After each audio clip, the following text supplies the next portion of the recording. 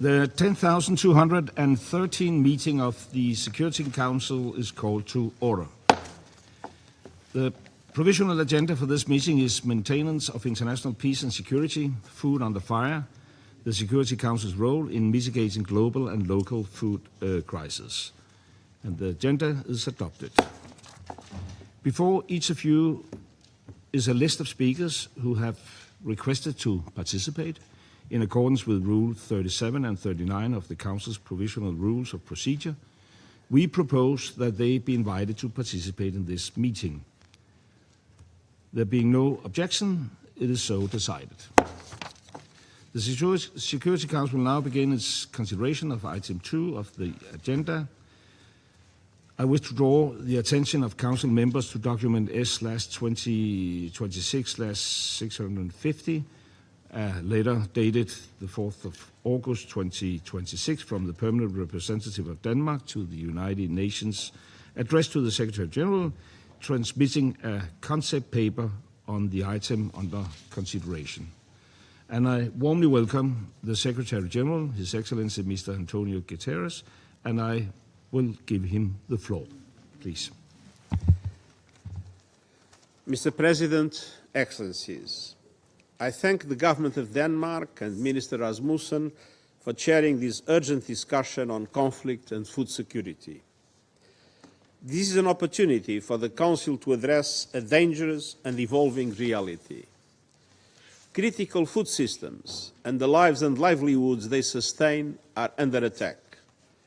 Getting enough to eat is a basic human need, a need that is clearly reflected in Sustainable Development Goal 2, ending hunger.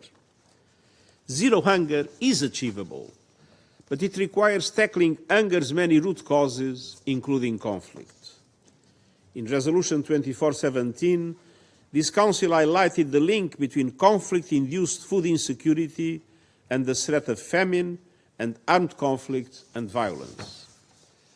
And it provided clear guidance to ensure the proper functioning of food systems and markets in the midst of conflict. Today is about strengthening the implementation of that important resolution, and there is no time to lose. Across the Sahel, farmers are driven from their fields as conflict disrupts farming, trade and livelihoods, and food insecurity worsens across the region. In Sudan, markets have been hit by drone strikes and missiles. In Haiti, gang violence has cut off entire communities, and humanitarian workers have been denied access to assist people in desperate need from Gaza to Mali, Myanmar, and Sudan. Some have come under direct attack and even killed. It is no coincidence that 2025 saw not only the highest number of armed conflicts since World War II, but also among the highest levels of global acute hunger on record, with at least 266 million people facing acute food insecurity. 2025 also marked the first time this century that 2 famines were confirmed simultaneously in Sudan and Gaza, a shameful milestone. The UN's latest hunger hotspot report shows that conflict and violence are the primary drivers in 12 out of 13 hunger hotspots of greatest concern. Excellency, the link between armed conflict, violence and hunger is undeniable. We know that rising hunger can fuel displacement, fragility, instability and competition for scarce resources. And the effects are borderless, with conflicts and violence triggering shock waves of hunger across borders and regions. The war in Ukraine is affecting grain and energy exports in the Black Sea, both from Ukraine and Russia. The crisis in the Middle East is another example. The Strait of Hormuz carries out 1/5 of global oil supplies and 1/3 of global fertilizer trade. Restrictions and closures have driven up commodity prices and made availability plummet. And attacks on commercial vessels in the Red Sea are further threatening supply chains for food and other commodities. For import-dependent countries, many struggling with high debt, this directly increases the cost of farming and imperils future harvests.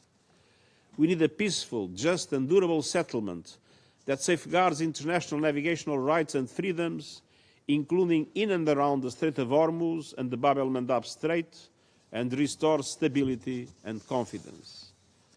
As I detailed yesterday, we have worked to develop and propose practical mechanisms to address global humanitarian needs triggered by the Strait of Hormuz crisis. This time-bound confidence-building effort would focus initially on fertilizers and related raw materials, but with the ability to be extended to other products. International support for this initiative has been encouraging, but what is needed now is the cooperation and political will of the parties, and I urge all concerned to engage seriously and constructively. But this effort cannot be seen as a substitute for fully restoring navigational rights and freedoms in and around the Strait of Hormuz. Excellencies, Resolution 2417 recognizes the need to break the vicious cycle between armed conflict and food insecurity. Yet the vicious cycle rolls on. So today I call on this Council to consider 3 measures to strengthen and build on this landmark resolution. First, Resolution 2417 must be implemented consistently and in full. For parties to conflict, this means not depriving civilians for objects indispensable to their survival, including food, crops, livestock, and drinking water supplies, and refraining from attacking, destroying, removing, or rendering them useless. It also means taking constant care to spare civilian objects necessary for food production and distribution, including farms, mills, water systems, food processing and storage sites, and transportation hubs. And it means providing humanitarian personnel with safe and unimpeded access to civilians in armed conflicts. Too many parties to armed conflict disregard their obligations under international humanitarian law with impunity, and this is unacceptable. States must do their part to uphold and ensure respect for international humanitarian law and use their influence to secure compliance. And throughout, reporting on conflict-induced hunger, new famine risks and emerging risks to food systems and humanitarian operations must be acted upon. We cannot wait for famine or catastrophic conditions to be formally confirmed. I call on this Council to act when the warning lights are flashing. Second, food systems must be protected in their entirety. Conflicts or violence must not keep farmers from their fields, keep crops trapped in or on the ground, or keep food supplies stuck in storage. I call on this Council to renew its support for protections for infrastructure essential to food security. That must include safeguards for farms, water systems, markets, storage facilities, ports, and supply routes. It should also reinforce safeguards for the supply of food exports, agricultural inputs, and humanitarian aid, including passage across borders and seas. Excellences, Your Excellencies, third, humanitarians must be protected. All parties to conflict have clear obligations under international humanitarian law. That includes allowing practical arrangements that enable humanitarian operations and protecting humanitarian workers as they carry out their life-saving work. In Resolution 2417, this Council expressed its willingness to consider information on the unlawful denial of humanitarian access and take appropriate steps, including sanction measures. I call on this Council to make every effort to ensure accountability, to keep vital humanitarian aid flowing, and to protect those delivering it. Your Excellencies, the best protection against food insecurity is peace, and the safest conditions for peace are a world without hunger. I urge this Council to use all tools at its disposal to help prevent and end conflicts and to stop emerging risks from becoming wider crises of instability and, in particular, of food insecurity. I thank you. I thank the Secretary General for his briefing, and now I will give the floor to Mr. Karl Skau. Thank you, Mr. President, and thanks to the government of Denmark, to you, Minister Rasmussen, for convening us on this timely and important topic. And let me also recognize and thank the Secretary General for his leadership. It was your letter, Mr. Secretary General, that triggered the discussion back in 2017 that led to this important resolution, the Resolution 2417, a year later. Indeed, a landmark resolution adopted by consensus, recognizing the vicious conflict-hunger cycle, how conflict drives hunger, but also how hunger fuels conflict. Excellencies, I was one of you back then, representing a member state on this council.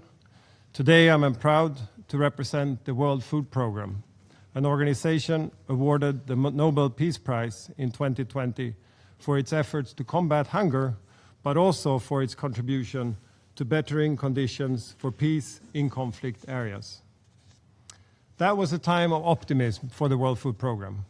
With strong support of this Council and with the recognition of the Nobel Committee, we thought a world without hunger was within reach. But fast forward to today, 2026, only 6 years later, and the picture is very different. The vicious conflict-hunger cycle is instead accelerating. In this short period of time, the number of acutely food insecure has increased threefold, while funding for our operations has plummeted. And as the SG just pointed out, it's more dangerous than ever for our colleagues in the field. In my role at WFP, I have the privilege to frequently visit frontline teams in the most complex of environments. Today, I will draw from that first-hand experience, sharing with you what the conflict-hunger cycle really looks like in practice. And of course, point to how the Security Council, in our view, can and should respond. Excellencies, I spent last week in Somalia, literally speaking to you with the dust of Burhakaba still on my shoes. I saw camps full of families who had their lives and their homes and their lands taken away when non-state armed groups arrived. One family with 4 children that I sat down to speak with had left a multi-generation farm where they had farmed, fed themselves, and made an income. Armed groups had rolled in, demanding taxes to keep farming. So they had decided it was safer to flee to displacement camp some 100 kilometers by foot. They had lost everything, including 1 child on that journey. The other 3 kids were now growing up in a camp and without a school to go to. These sudden insurgencies keep erupting across Somalia. Like in Baidoa last week, fighting prevented my planned visit there, but much worse, it prevented our operations. Some 5,000 kids did not get WFP nutritious food in Baidoa that day. In addition to insecurity, hunger in Somalia is also driven by 2 consecutive droughts, and the Super El Niño is expected to bring heavy flooding in November. This all adds to a catastrophic malnutrition and food crisis. Nearly 2 million children suffering from acute and severe malnutrition. A third of the population, 6 million people, face acute hunger or worse. And Somalis are facing this perfect storm at the very moment that global engagement is at its lowest. As you well know, the UNSA's mandate beyond the end of 26 is uncertain, and support from humanitarian action is shrinking. One key donor no longer provides any funding, and no others are stepping in. In 2022, facing a similar situation, WFP and partners prevented famine. Thanks to generous donor support, not least from the US, we scaled up assistance to nearly 10 million people. Today, WFP is only assisting some 600,000, 1 in 10 in acute need, and millions are left out. Many could die. Famine is getting closer. This should be a wake-up call for everyone. It's not only an issue for Somalia, because when families can't put food on their table, they are left with three choices: starve, move, or rebel. These are perfect conditions for armed groups, criminal gangs, exploitative businesses to recruit vulnerable young people. So in Somalia, but also in places like Guatemala and the DRC over the past few weeks, I've spoken to parents terrified that their children will soon be in military camps, street corners, or mines instead of in schools. Excellencies, beyond this vicious cycle that we have been warning you for years now, there is a new dimension that needs your attention and your action. Consequences of conflict is now also being transmitted thousands of miles through interconnected economies and trading systems, across borders and seas. Some have spoken about a double choke point crisis, the Strait of Hormuz and the Red Sea. But yesterday, the Secretary General rightly came with warnings about a triple choke point crisis, adding the recent escalation in the Black Sea. These serious disruptions to maritime trade now threatens to push tens of millions more people into food insecurity. Starting with the conflict in the Gulf, an oil tanker anchored in the Strait of Hormuz can mean one less meal a day for a child in Sudan, where basic food costs are up almost 40% since February this year. And food systems rely on fuel, irrigation, transport, milling. So when oil prices go up, so does the price of flour, rice, and vegetables. And suffocation of fertilizer exports has also hit this planting season hard across Africa and Asia. We are deeply worried about the lag effects this will have on upcoming harvests. At WFP, we have also been exposed to 20% higher shipping costs, 35% more on fuel for our airdrops and our humanitarian flights, meaning less assistance for the people we serve. Second, the de facto Houthi authority strikes on commercial vessels in the Bab el-Mandeb Strait. This has led to further reduction of trade in the Red Sea and is compromising another export route, regional transit to the Suez Canal. It means further rising prices for people across the globe, but it's also hitting Yemen itself particularly hard, a country that imports 90% of its food. And third, escalating Russian and Ukrainian attacks in the Black Sea. Russia and Ukraine exports equal 1/3 of global wheat supply. Grain shipments through the Bosphorus Strait are now down 40% year on year. Import-dependent countries like Somalia, who buys 90% of its cereal, are highly exposed. Also, there are longer-term risks if the Black Sea ports and shipping lanes stay shut. Farmers will simply have less income and incentives to plant crops for 2027. The world simply cannot afford these layers of crisis. How many choking points before we are completely suffocated? Excellencies, there is just no time to lose. Building on the Secretary General's call today, WFP looks to the Security Council for urgent and concrete action, just like the response you took to the SG's letter back in 2017. To break the conflict hunger cycle and building on the SG's call, I'm coming to you with 5 circuit breakers. First, instigate measures to stop conflict in one region, creating hunger in another. Initiatives that ensure free flow of humanitarian aid, commercial food exports, agricultural inputs via maritime or land corridors are urgently needed. Second, use Resolution 2417 much earlier. Act on warning signs. Take action before famine is declared and before agricultural seasons are lost. Just look at Sudan. With decisive early action, we may have prevented famine last year in the world's worst hunger crisis. We all saw the atrocities in Al-Fashir coming, but the international community, including this Council, failed to act on those warnings. It's hard to do justice to the scale of suffering in Sudan, but it really hit me in April when I visited the Tawila camp in Darfur, where survivors of Al-Fashir have gathered. I have never seen anything like it. 700,000 people in a super city of grass huts. They arrived from Al Fasher with absolutely nothing, traumatized, and they now depend on a trickle of aid to survive. The people I met there felt completely abandoned. I can't say this strong enough. Waiting for famine to be declared is a total failure of duty. In the last Somalia famine in 2010 to 12, nearly 260,000 people died, half of them children. We avoided this in 2017 and in 2022 because we acted early on warnings and scaled up assistance.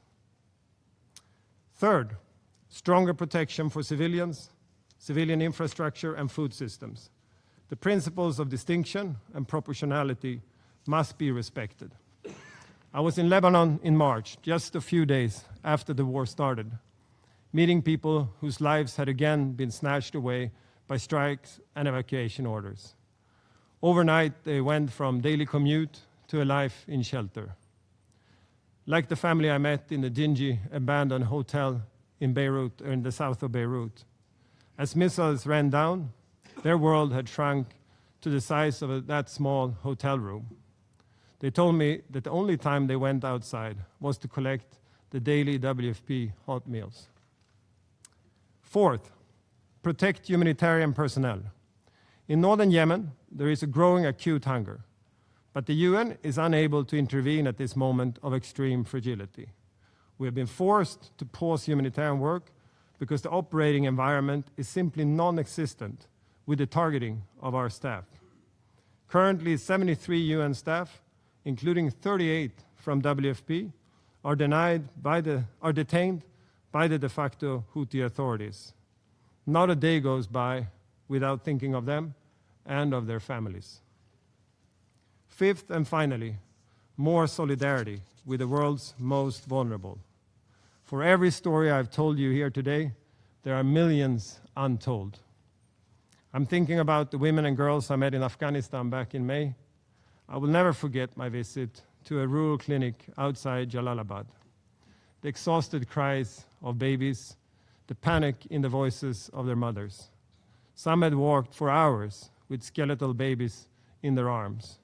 But at this clinic, normally supported by WFP and UNICEF, we had nothing to give them. Afghanistan is today the world's worst malnutrition crisis, but there is an appalling lack of funds. We are currently turning away 6 in 7 malnourished women and children. WFP hotlines are flooded with calls from parents considering suicide as their children waste away. I used to talk about taking from the hungry to feed the starving. But in the very worst hunger crisis, we are now on the verge of having nothing to give at all. We all risk becoming bystanders as parents, children, and babies starve. Excellencies, let me reassure you that at WFP and with our partners, we are doing everything possible to adapt to a new funding landscape. We are seizing the Secretary General's UN80 reform agenda and the humanitarian reset in full and with ambition. We are doing our absolute best to do better with less. But we need member states to step up too, to correct course, fund humanitarian action, seek political solutions to conflicts, and reverse the normalization of hunger. We know this is possible. A year ago, I visited Gaza around the time that famine was declared. It was like a dystopian film set. Everywhere we drove, obliterated rubble, every street filled with desperate children looking for food. I returned in January this year after the October ceasefire and adoption of Resolution 2803 in November. Still far from a rosy picture, that's for sure. But the ceasefire had improved somewhat food security and reversed famine. And some people that I met had even started to have hope again. I spent time with one displaced family who had returned to the destroyed house in the southern parts of Gaza City. And they were busy trying to recultivate a vineyard amid the rubble, to rebuild a family livelihood and tradition. I spoke with bright teenage girls getting WFP food in a UNICEF-run makeshift school. They told me they hope to grow up as doctors, pilots, and business owners. So as the SG said, these are fragile gains, only a glimmer of hope. Recovery and reconstruction are still far, far away, but it shows what is possible if there is political will. Excellencies, we simply can't fail the people of Gaza again, just when conditions are starting to improve. We can't pull back in Sudan just as we secure access for scaling up. And we can't disengage in Somalia and wait for famine to unfold. This Council has shown before that it can be part of breaking the vicious cycle of hunger and conflict. Let today's meeting be the starting point for new, bold action to give hundreds of millions of people a path away from hunger and violence back to peace and stability. I thank you. I thank Mr. Scow for his briefing and now give the floor to Dr. Perrine Benoit. Excellencies, distinguished members of this Council, my name is Perrine Benoit and I am the co-CEO of Action Against Hunger. I speak to you today on behalf of the Coalition Against Conflict and Hunger, a group of global organizations working to prevent and limit the impact of conflict on food security and nutrition, and to protect civilians from conflict-induced hunger. Resolution 2417 was unanimously adopted by this Council in 2018. It was supposed to avert famine, and it was supposed to end the vicious circle between conflict and hunger. Yet, time and again, its provisions have been violated by parties to conflict, while implementation by the members of this Council have fallen far short from what the resolution demands. Since the resolution was passed, the IPC confirmed famine in parts of South Sudan, Sudan, and the Gaza Strip.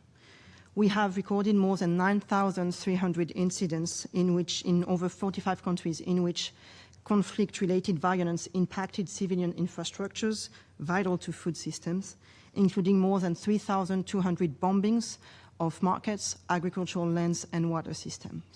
And this is just the tip of the iceberg. In Sudan, over 900 attacks on food systems have been recorded since April 2023, including livestock looting, attacks on markets, and violence against people accessing said markets. Famine has been confirmed in multiple areas of the country, while alert persists in many parts. Yet, we have failed to see urgent action to bring about a meaningful resolution to the conflict.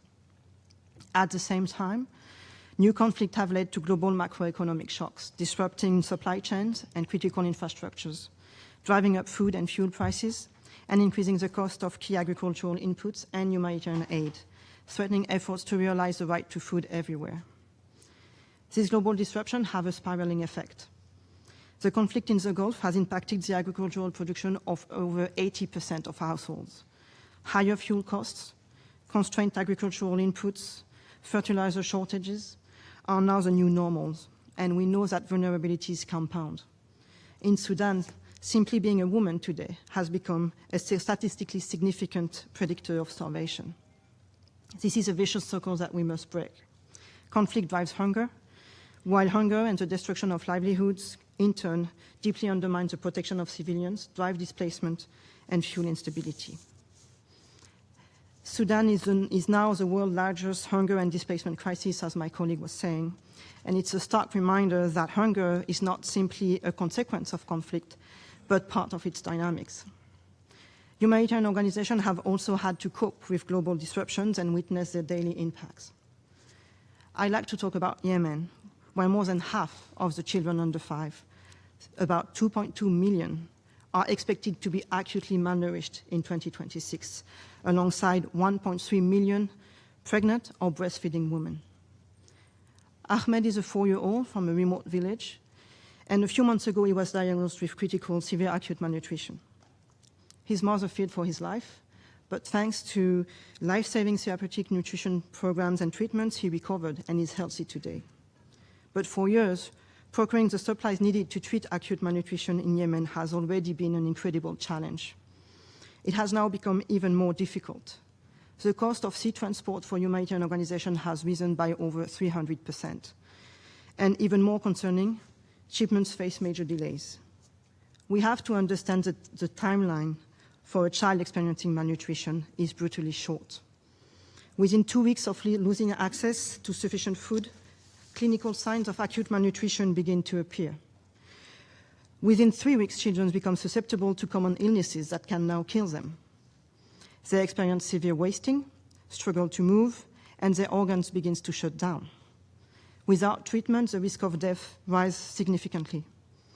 When stocks run out, this will determine our ability to save children like Ahmed. For them, global trends are absolutely not abstract. They determine whether life-saving treatment reaches them in time or not. As humanitarian actors, we are doing the best we can in our power to respond to support communities. We remain present, operational, and ready to scale up humanitarian responses despite facing increasingly severe constraints. These constraints include restricted access, but also bureaucratic hurdles, criminalization, disinformation, and growing threats, direct attacks. More than 1,000 humanitarian workers have been killed in the last 3 years. And during the same period, we recorded over 700 attacks on humanitarian food aid activities. For decades, the humanitarian system has built the expertise to support local and national food systems and markets. But today, massive funding cuts, shrinking access, global disruptions, and threats to food security surveillance systems are putting the quality and effectiveness of humanitarian responses at increasing risk. The recent decision to end FuseNet monitoring in Yemen, among other countries, is a clear example of this. As food insecurity rises, tracking systems are being lost. We are at risk of losing our capacity for early warning.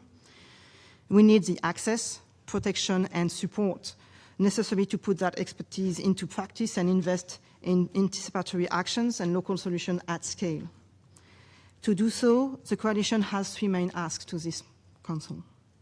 First, use UNSCR 2417 as an early warning and prevention tool, grounded in the perspectives of communities affected. We know what happens when food systems are destroyed. The consequences are foreseeable. We have the warning signs. Attacks on food systems, logistical and supply chain disruptions, food prices shocks, they all signal emerging risks for food security and peace. And we have the policy frameworks. What is missing is the political will and early action to address the drivers of conflict-induced hunger at both micro and macro scales. To do so, this Council must protect civil society voices, particularly those of affected communities. As the distance grows between this hall of power and those most affected by your decisions, the Council and UN member states must close that gap, reverse shrinking civil space, and invest in the information systems that underpin early action. When reports on attacks on food systems and emerging food security risks are shared, the Council must promptly and systematically respond to driving investigation, acting on recommendations set out in white notes, and calling for Council-level action. This matters because conflict and hunger reinforce one another in a virtuous circle. Conflict drives hunger, while severe food insecurity, disrupted livelihoods, and rising food prices can deepen tensions, fuel instability, and contribute to conflict dynamics. Ultimately, the Council must move beyond documenting hunger and act on the information on attacks on food systems before today's shocks becomes tomorrow's famines and security crises. Second, we asked that you take urgent and decisive diplomatic actions to uphold international law. Condemnation ring hollow when they are not matched by action. This Council must ensure that no party to a conflict uses starvation as a weapon of war, or acts in ways that exacerbate conflict-induced hunger by either attacking, destroying, removing, or rendering useless objects indispensable to the survival of the civilian population. And it must hold perpetrators accountable. The use of siege tactics against civilians is prohibited and must never be accepted. We call on this Council to protect the humanitarian actors and infrastructures, safeguard humanitarian access, thus ensuring safe, rapid, sustained, and unimpeded action throughout affected areas. When food systems are disrupted, people's reliance on humanitarian assistance increases. If access is blocked, hunger deepens. Member States should support access negotiation as well as practical solutions that guarantee safe, rapid and predictable humanitarian access, including in context under international or national sanctions, so humanitarian exemption and diplomacy, in line with existing resolutions. Third, we all need to invest in local food systems. Disruption to the global food systems are amplifying the impact of conflict on already fragile food systems. These pressures can deepen tensions, drive displacement, and further compound existing conflict dynamics. We must therefore strive to make food systems more local, sustainable, and resilient, and pivot from a state of perpetual crisis management to one of investment in resilience. That means prioritizing local solutions and investing in local production and resilient supply chain. It also means reinstating quality humanitarian funding, supporting first and foremost local and national NGOs, including women-led organizations. This Council has a responsibility to prevent and manage conflict, to protect civilians, and to support accountability. Breaking the cycle of conflict and hunger requires political action, and political action is a choice, but so is inaction. The world is watching, and it cannot wait any longer. Thank you. Thank Dr. Benoit for her briefing, and I shall now make a statement in my capacity as the Minister for Foreign Affairs of Denmark. Let me start by thanking you, Secretary General Guterres, Acting Executive Director Skov, and Co-Chief Executive Officer Dr. Benoit for your remarks and, importantly, your recommendations. Excellencies, 8 years ago, this Council adopted a landmark resolution on conflict and hunger that explicitly recognizes the link between armed conflict and hunger and food insecurity. It also condemned the starvation of civilians as a method of warfare. That resolution contained a number, 74 million, the number of people facing conflict-induced hunger around the world at that time. Today, a few years later, that number has doubled to 147 million. Conflict remains the primary driver of hunger, accounting for more than half of all people facing severe hunger. More than 20,000 attacks on markets, farmland and food distribution systems have been recorded since the adoption of 2417 in 2018. Excellencies, food is under fire. Crops are burned, markets attacked, aid denied. In Sudan, the warring parties have targeted agriculture, attacked UN warehouses and denied access to relief while famine was confirmed on their watch. In Gaza, a period blockading aid and continued restrictions have left children stunted, destroyed farmland, and an entire population dependent on supplies that barely make it through. For the first time this century, in 2025, famine was declared in 2 different places in the same time, in Sudan and in Gaza. In relation to both crises, members of this Council have recalled that the use of starvation as a weapon of war is clearly banned under international humanitarian law. The UN has in addition warned of the risk of famine in South Sudan and Somalia before the end of this year. So let us be clear, the blocking international creation and use of hunger and starvation of civilians as a method of warfare constitute a brutal and illegal tactic wherever and whenever it is committed. Excellencies, wars are now colliding with the global food system itself and increasing hunger across borders and continents. In the wake of the illegal Russian invasion of Ukraine, the Black Sea crisis taught us what happens when a breadbasket becomes a battlefield.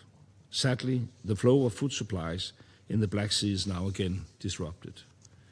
Iran's unlawful closure of the Strait of Hormuz is just another example of what happens when a vital passageway for fertilizer and oil is used as a tool of coercion. Transits through the strait have come to a near standstill.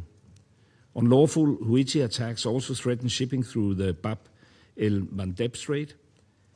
And as we have heard, the World Food Programme has estimated that the crisis and disruptions resulting from the Middle East conflict have pushed an additional 6.1 million people into acute food insecurity. And as we also have heard, World Food Programme warns that further 45 million people could be pushed into acute hunger, many of them far from any front line. The situation heavily impacts humanitarian aid provision by spiking global fuel prices, inflating shipping and insurance costs, and delaying critical medical, food and nutrition supplies. These disruptions worsen food insecurity in vulnerable regions worldwide. And the answer is clear. The Strait of Hormuz must be reopened immediately. The right of passage must be upheld. And this morning, our briefers have called for greater action from this Council. We join that call. We view Resolution 2417 as a powerful tool, but its potential remains untapped, particularly when it comes to early warning. The Security Council must play its part. Around this table, we should address patterns, not only individual emergencies. And early warning must spark early action. Secretary General, that is why Denmark welcomes your initiative in establishing the task force on the Strait of Hormuz. The safe passage of fertilizers must be ensured, and we recognize your efforts in setting up this humanitarian mechanism. Denmark is also ready to contribute to the defensive and independent multinational military mission in the Strait of Hormuz in support of freedom of navigation in the Strait of Hormuz when conditions allow. Excellencies, words matter here, especially from this Council. When infrastructure is destroyed, when farmers are attacked and their land is seized, when the UN and its humanitarian partners are blocked from doing their job, we must speak up. But speaking up is definitely not enough. Resolution 2417 reminds us of the tools we have in order to act, from early warning to restrictive measures to ensure accountability. What is needed is the will to use these tools. This work can be supported by new technologies, satellite data with patterns of obstruction or attacks, digital access to areas where physical access is denied. And in this way, denial of physical access can no longer mean denial of the truth. Finally, in emergencies, global food security supply chains must be protected.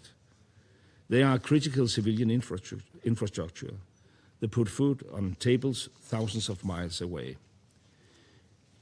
Humanitarian cargo, fertilizers and energy products must be granted safe passage. Excellencies, in closing, going forward, let us make the right choices in this Council and make use of the tools at our disposal. Support tangible measures to address the humanitarian impact on aid blockages, and whenever relevant, call out that the use of starvation as a method of warfare is clearly prohibited under international humanitarian law. Consider the use of sanction measures where appropriate. Utilize existing frameworks and new technology for early warning and support. The millions on the brink of famine around the world are looking to us to do exactly just that, and we cannot let them down. Thank you. And I now resume my function as President of the Council and will give the floor to Her Excellency Ms. Dace Velbade, Vice Minister for Foreign Affairs of Latvia, please. Thank you, Mr. President, and let me thank the Danish presidency for convening this meeting. I would like to thank Secretary General for his personal presence and his introduction to this significant topic. And thank you to Mr. Skov and Dr. Benoit for their powerful interventions of this morning. They have painted an irrefutable picture of a stark reality. Conflict continues to put food security at risk, and civilians continue to pay the price. On the overall picture, while global hunger has declined, over 600 million people were affected by hunger in 2025. Behind this metric are families, women, and children whose daily life is reduced to a single struggle, securing enough food to survive. In 2026, the risk of famine persists or has been identified in 4 countries or territories. Let me be clear, these famines are not natural disasters. They are man-made and they are entirely preventable. In Gaza, acute food insecurity remains a daily reality for civilians, compounded by repeated disruptions to supply chains and severe restrictions on humanitarian access. Given their low or non-existent income, the vast majority of families are largely dependent on the aid delivered by the UN and international NGOs. In Sudan, more than 20 million people face high levels of acute food insecurity, yet the fighting between the Sudanese armed forces and the rapid support forces continues. It displaces communities, destroys livelihoods, and disrupts the very systems on which civilians depend. Markets have been repeatedly targeted by drones, while attacks on humanitarian and commercial convoys and critical trade routes continues to hinder access to food. The situation in hunger hotspots like Yemen, South Sudan, Haiti, Nigeria, Afghanistan, and elsewhere requires our attention and swift action. The closure of the Strait of Hormuz has also had far-reaching consequences globally, with severe disruptions to energy markets and a growing impact on global food security. This is a stark reminder that disruptions to critical trade routes can rapidly translate into consequences far beyond the immediate conflict zone. At the same time, climate change is intensifying food and water insecurity, especially for communities dependent on subsistence farming, already affected by conflict and with limited capacity to withstand further shocks. Mr. President, there is a fundamental principle we must not lose sight of. Food must never be used as a weapon of war. The deliberate destruction of agricultural land and essential infrastructure necessary to sustain civilian life cannot be normalized as a feature of warfare. And this brings me to Russia's full-scale aggression against Ukraine. Ukraine has long played a vital role in global food security. Before Russia's full-scale war of aggression, Ukrainian food procured through the World Food Programme fed around 400 million people in humanitarian emergencies. Even under relentless attacks, Ukrainian farmers have continued to produce and supply food to crisis-affected populations, including in Gaza, Sudan, Yemen, and Nigeria. Yet, Russia continues to target Ukrainian ports and grain harvests, humanitarian infrastructure, and civilian merchant shipping, deliberately disrupting global food supplies. These are not only acts of aggression against Ukraine, but crimes against the world's most vulnerable, using food as a weapon. Latvia calls on the international community to take a strong diplomatic stance and demand an end to these attacks and restrictions. Russia must not be allowed to hold the hungry hostage. An immediate, full, and unconditional ceasefire is essential to ending Russia's aggression and ensuring Ukraine's vital role in global food security. Mr. President, what should we do as a Security Council? The answer is straightforward. We need to rise to the challenge of implementing Resolution 2417, not merely reaffirming it. We must move from reacting to famine to preventing it. First, we must strengthen early warning. We encourage the Secretary General to continue providing the Council with swift reporting whenever a risk of conflict-induced famine emerges. Early warning must lead to early action. Second, we must act when humanitarian access is denied or restricted. It is therefore crucial that the UN and other humanitarian organizations enjoy full, rapid, safe, and uninterrupted access to deliver life-saving humanitarian aid in accordance with humanitarian principles and international humanitarian law. Third, there must be accountability. Echoing Resolution 2417, we call on all states to conduct independent, full, prompt, impartial, and effective investigations and to hold perpetrators accountable. Humanitarian workers and farmers are never legitimate targets. We condemn attacks against them in the strongest possible terms. Where hunger is deliberately used as a weapon of war, the Council must be prepared to act. As a Council, we must consider targeted sanctions and other appropriate measures against those who deliberately weaponize food and obstruct humanitarian access. These violations will have consequences that extend far beyond the immediate crisis. They destroy livelihoods, deepen instability, and leave scars that can last for generations. Impunity cannot become another driver of hunger. In closing, Mr. President, Latvia reaffirms its full commitment to Resolution 2417 and its implementation when we have the means to prevent hunger caused by conflict. Then failure to act is a choice. Latvia stands ready to work with all Council members to ensure that conflict-induced hunger is not merely preventable, but is actually prevented. I thank you. Thank Your Excellency, Vice Minister Melbade, for this statement. And now give the floor to the representative of the Democratic Republic of the Congo.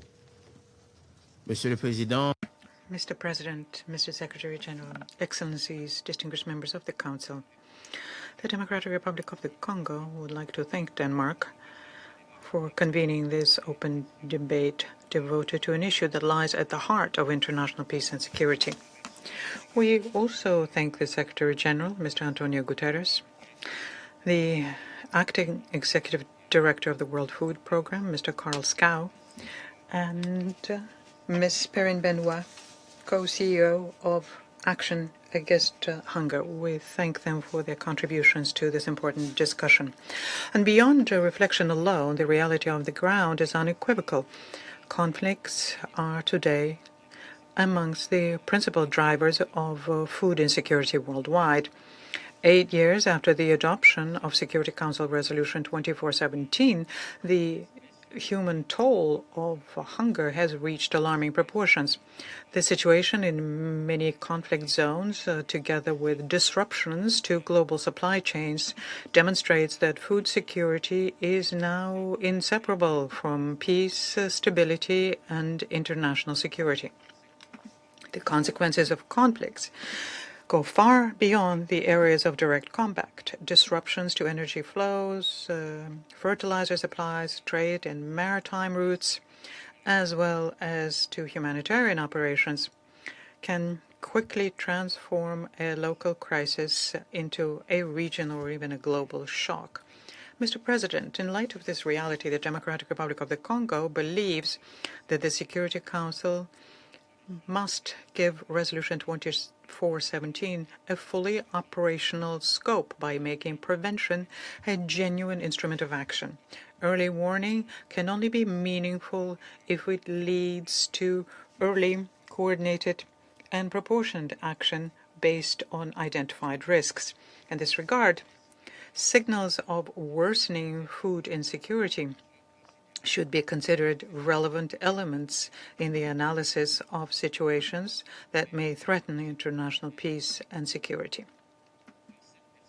And to this end, the Council should strengthen its use of data analysis and early warning mechanisms provided by the World Food Programme, FAO, IFAD, and other competent agencies so as to obtain timely and clear assessments of risks affecting food systems and their potential consequences for the stability of populations and states. Such information should inform the Council's deliberations and, where circumstances require, trigger consultations, preventive diplomacy, and anticipatory measures before food crises escalate into drivers of conflict, displacement, and instability.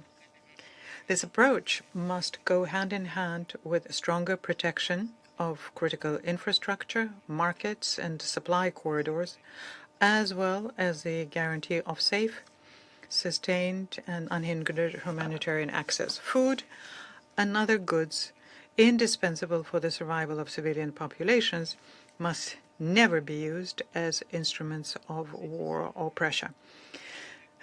This is now the opportunity to affirm that our response cannot stop at humanitarian relief alone. It must be long-term and grounded in resilience.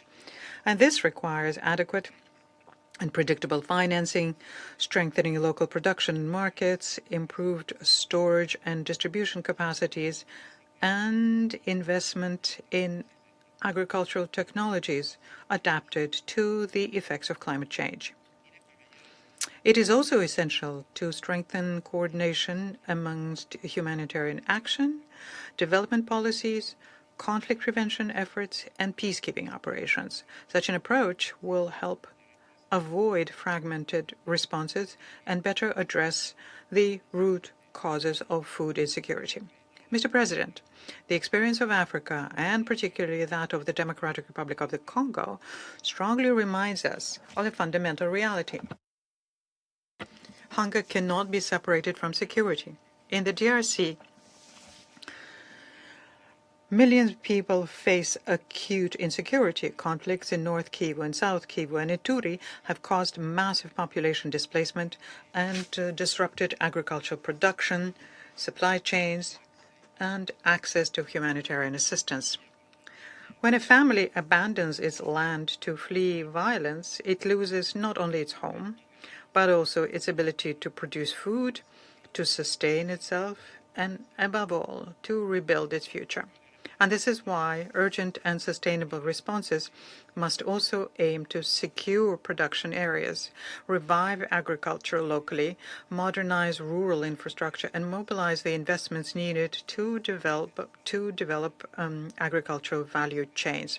Food security must therefore be viewed not only as a response to hunger, but also as an investment in peace and stability.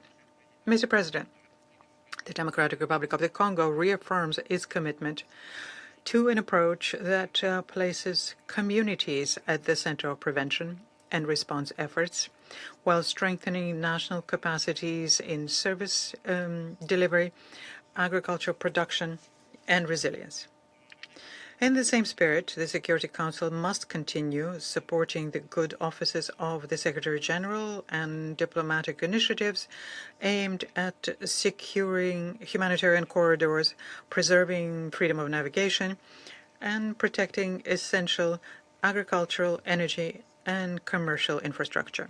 It is equally important to strengthen coherence amongst Security Council mandates, sanctions regimes, peace operations, humanitarian action, and development efforts.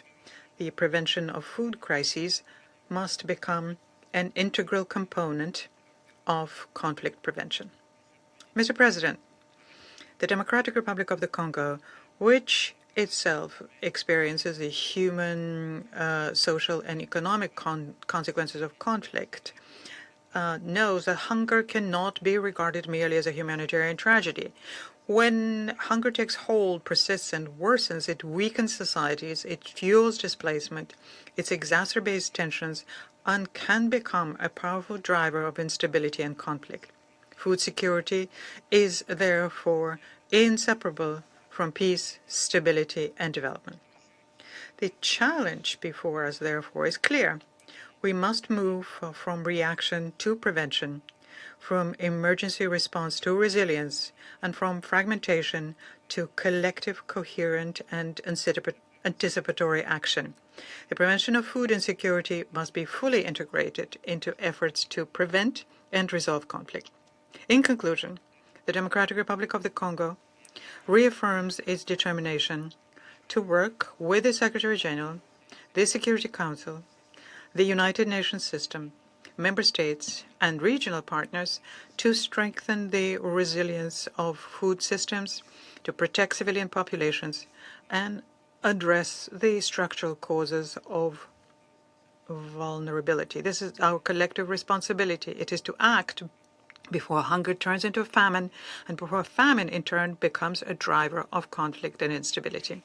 Preventing hunger means preserving human dignity. Preventing hunger means strengthening resilience. And ultimately, preventing hunger also means preserving peace. I thank you. I thank the representative of the Democratic Republic of the Congo and now give the floor to the representative of France. Merci, Thank you, President. We'd like, first of all, to congratulate Denmark upon its presidency of the Council and thank Denmark for organizing this debate. We'd like to welcome you, Foreign Affairs Minister.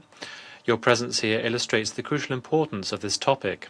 We'd like to thank His Excellency Antonio Guterres, Secretary General, for his report, which is comprehensive and alarming, and with concrete proposals. And we'd also like to thank Mr. Skau, the Acting Executive Director of the World Food Programme, and Dr. Perrine Benoit from Action Against Hunger, not just for your edifying briefings, but also for your work, your crucial work. 8 years after the adoption of Security Council Resolution 2417, conflicts remain the main cause of acute food insecurity and malnutrition. Although the first to be affected are, of course, local populations, the effects of conflicts often also spread very far from where the war is taking place. As speakers have said, conflicts in Sudan has led to a famine which was confirmed in 2025, a catastrophic situation. In Somalia, the people are facing acute food insecurity, which could even get worse in light of what has recently happened. Millions of people, particularly in developing countries, are affected by the illegal methods of war used by Russia, which is deliberately targeting agricultural facilities and Ukrainian port facilities. The effects of the war in the Middle East, and in particular obstacles to the freedom of navigation posed by Iran in the Strait of Hormuz, could even lead to a significant decline in global food production. The attacks by the Houthis and the illegal blockade in the Strait of Bab al-Mandeb are also contributing to increasing food insecurity. As you said, Mr. Secretary General, global stability and food security cannot be the collateral victims of conflict, and that is why we must act. President, the Security Council must first and foremost work earlier in conflicts with the international community and regional organizations as well. The warnings by the SG, notably pursuant to Resolution 2417, and the alarming figures published by the IPC should not go unanswered. The international community must rise to the initiative to curb the broader consequences of conflicts. The Farm Initiative, which was launched 4 years ago by France and the World Food Programme, aims to respond to the emergency established and triggered by the Russian aggression in Ukraine and to beef up local food sovereignty. Secondly, we must ensure the full implementation of this Council's resolutions and ensure the respect for international law, including humanitarian law, as a guardrail to address any political manipulation of food aid. The use of famine as a weapon of war against civilians is forbidden. Unhindered, safe humanitarian access must be guaranteed in all circumstances. Attacks on humanitarian workers, which are only increasing, are unacceptable and must cease. France pays particular tribute to the work of these humanitarian organizations. And goods which are critical to the survival of civilians, including those related to agriculture and food, must be protected. And this notably by protecting the freedom of navigation. Finally, this Council and the international community must also take a long-term view. We must work to bring about sustainable peace and lasting peace and to support the re-establishment and strengthening of global supply chains and food systems in the local domain. The reconstruction and stabilization of Gaza will necessarily involve the rehabilitation of arable land and livestock. France, the UK, and more than 30 other states have taken the initiative of an independent, neutral, and defensive multinational mission which can contribute to bring about safe conditions for navigation in the Strait of Hormuz. And, Secretary General, we welcome your initiative to bring about a humanitarian mechanism in this context. Finally, with our G7 partners, we are working to ensure the rationalization of humanitarian supply chains as a way of supporting the fight against hunger in the world in line with UN 80. President, armed conflicts are clearly the main cause of food insecurity in the world. That is both a warning sign and a call for action, because this means we must redouble our efforts around this table to produce results, to end conflicts, and therefore also to defeat food insecurity. Thank you. The representative of France for the statement, and now give the floor to the representative of Russian Federation. Господин председатель. Mr. President, Mr. Minister, we thank the speakers for their vision of the relationship between food security and conflict. The organizers of today's debate propose to consider these topics in a broader angle through the impact of regional conflicts on global food markets and supply chains. And if we discuss the problem this way, we cannot ignore the most obvious and the most topical example, the aggression unleashed on February 28th by the United States and Israel against Iran. The escalation that followed that threatened the normal functioning of one of the most important arteries of world trade, the Strait of Hormuz, and provoked a powerful logistical shock, the consequences of which are felt far beyond the Middle East.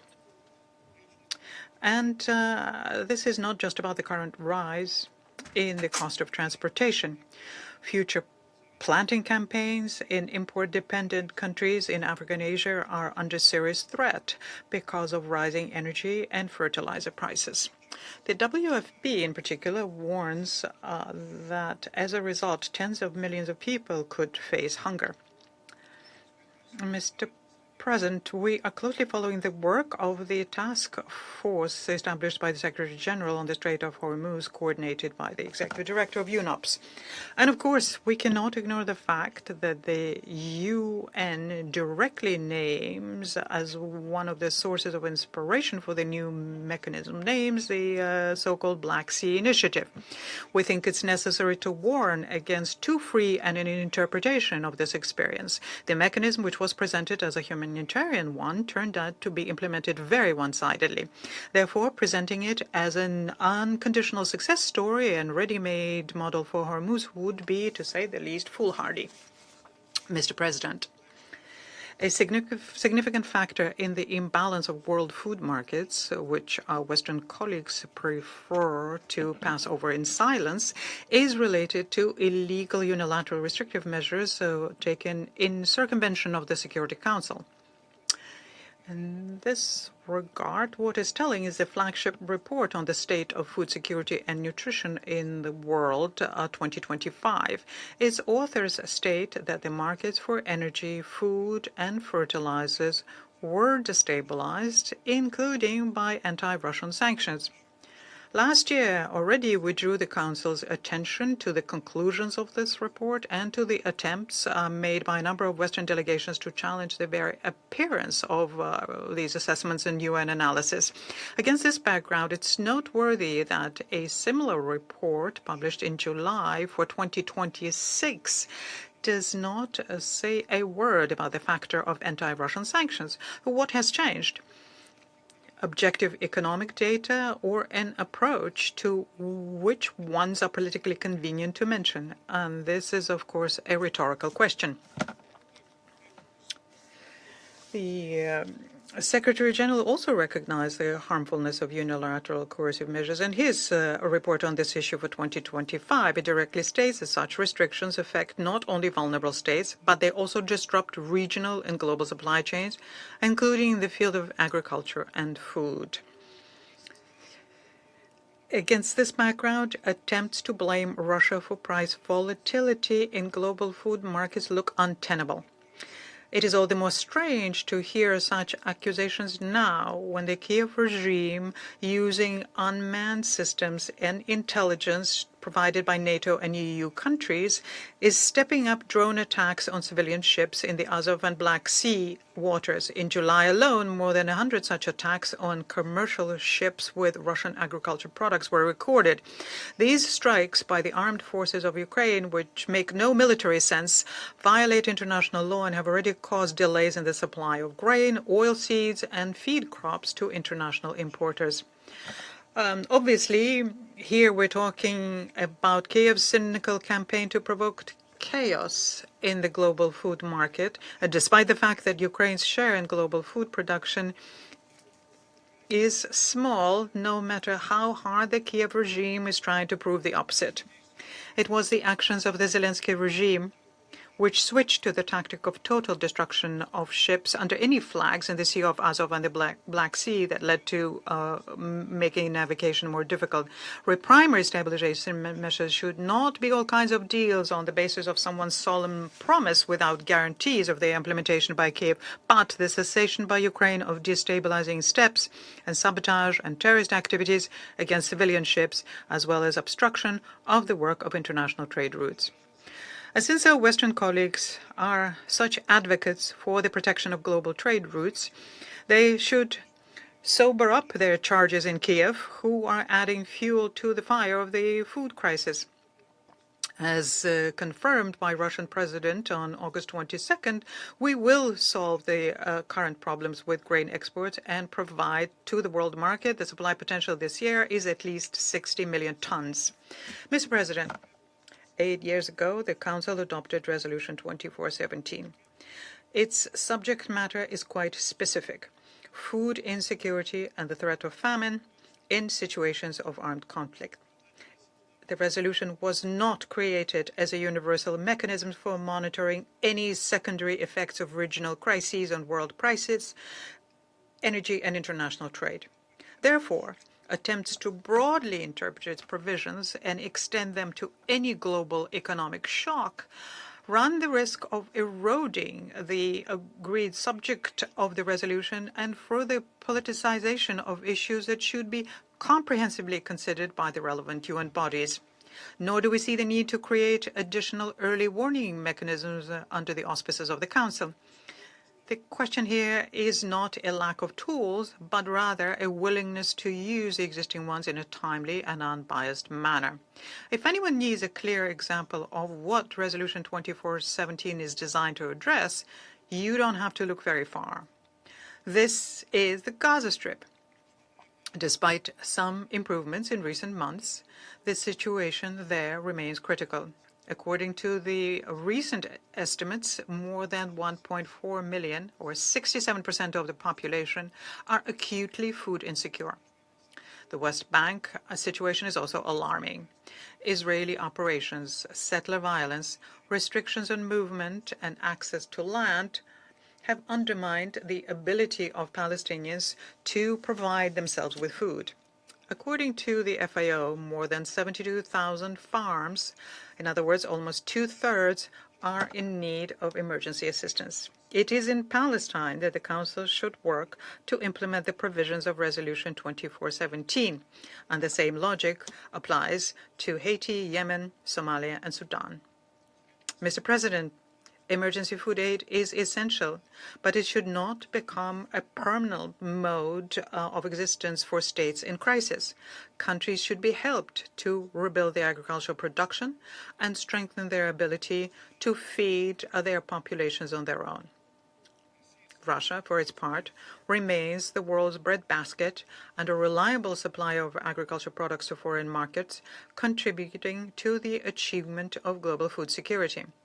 In 2025, Russian agricultural products were exported to more than 160 countries, and a large proportion of the supplies were provided free of charge in the form of food and technical assistance to the most needy states, including those affected by conflict.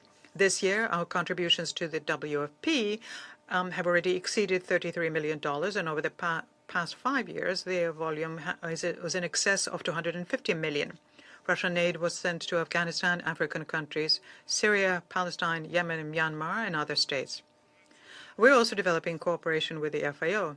Our country has financed projects on locust control and agricultural rehabilitation in East Africa, support for farmers in Syria, creation of climate-resistant agricultural systems in Central Asia and the Sahel region. Mr. President, Resolution 2417 does not need an expanded interpretation or new mechanisms. It requires conscientious application where conflict does indeed create hunger. Instead of politicizing the topic, the international community should work to end conflicts, increase humanitarian assistance, and help affected countries to rebuild their own agriculture. And above all, we should not create new crises so that we do not have to look for mechanisms to overcome their consequences. I thank you. Representative of Russian Federation for the statement, and now give the floor to the representative of the United States. Thank you, Mr. President, and thank you to Denmark for convening this important meeting. Also, thank you to all of the briefers this morning.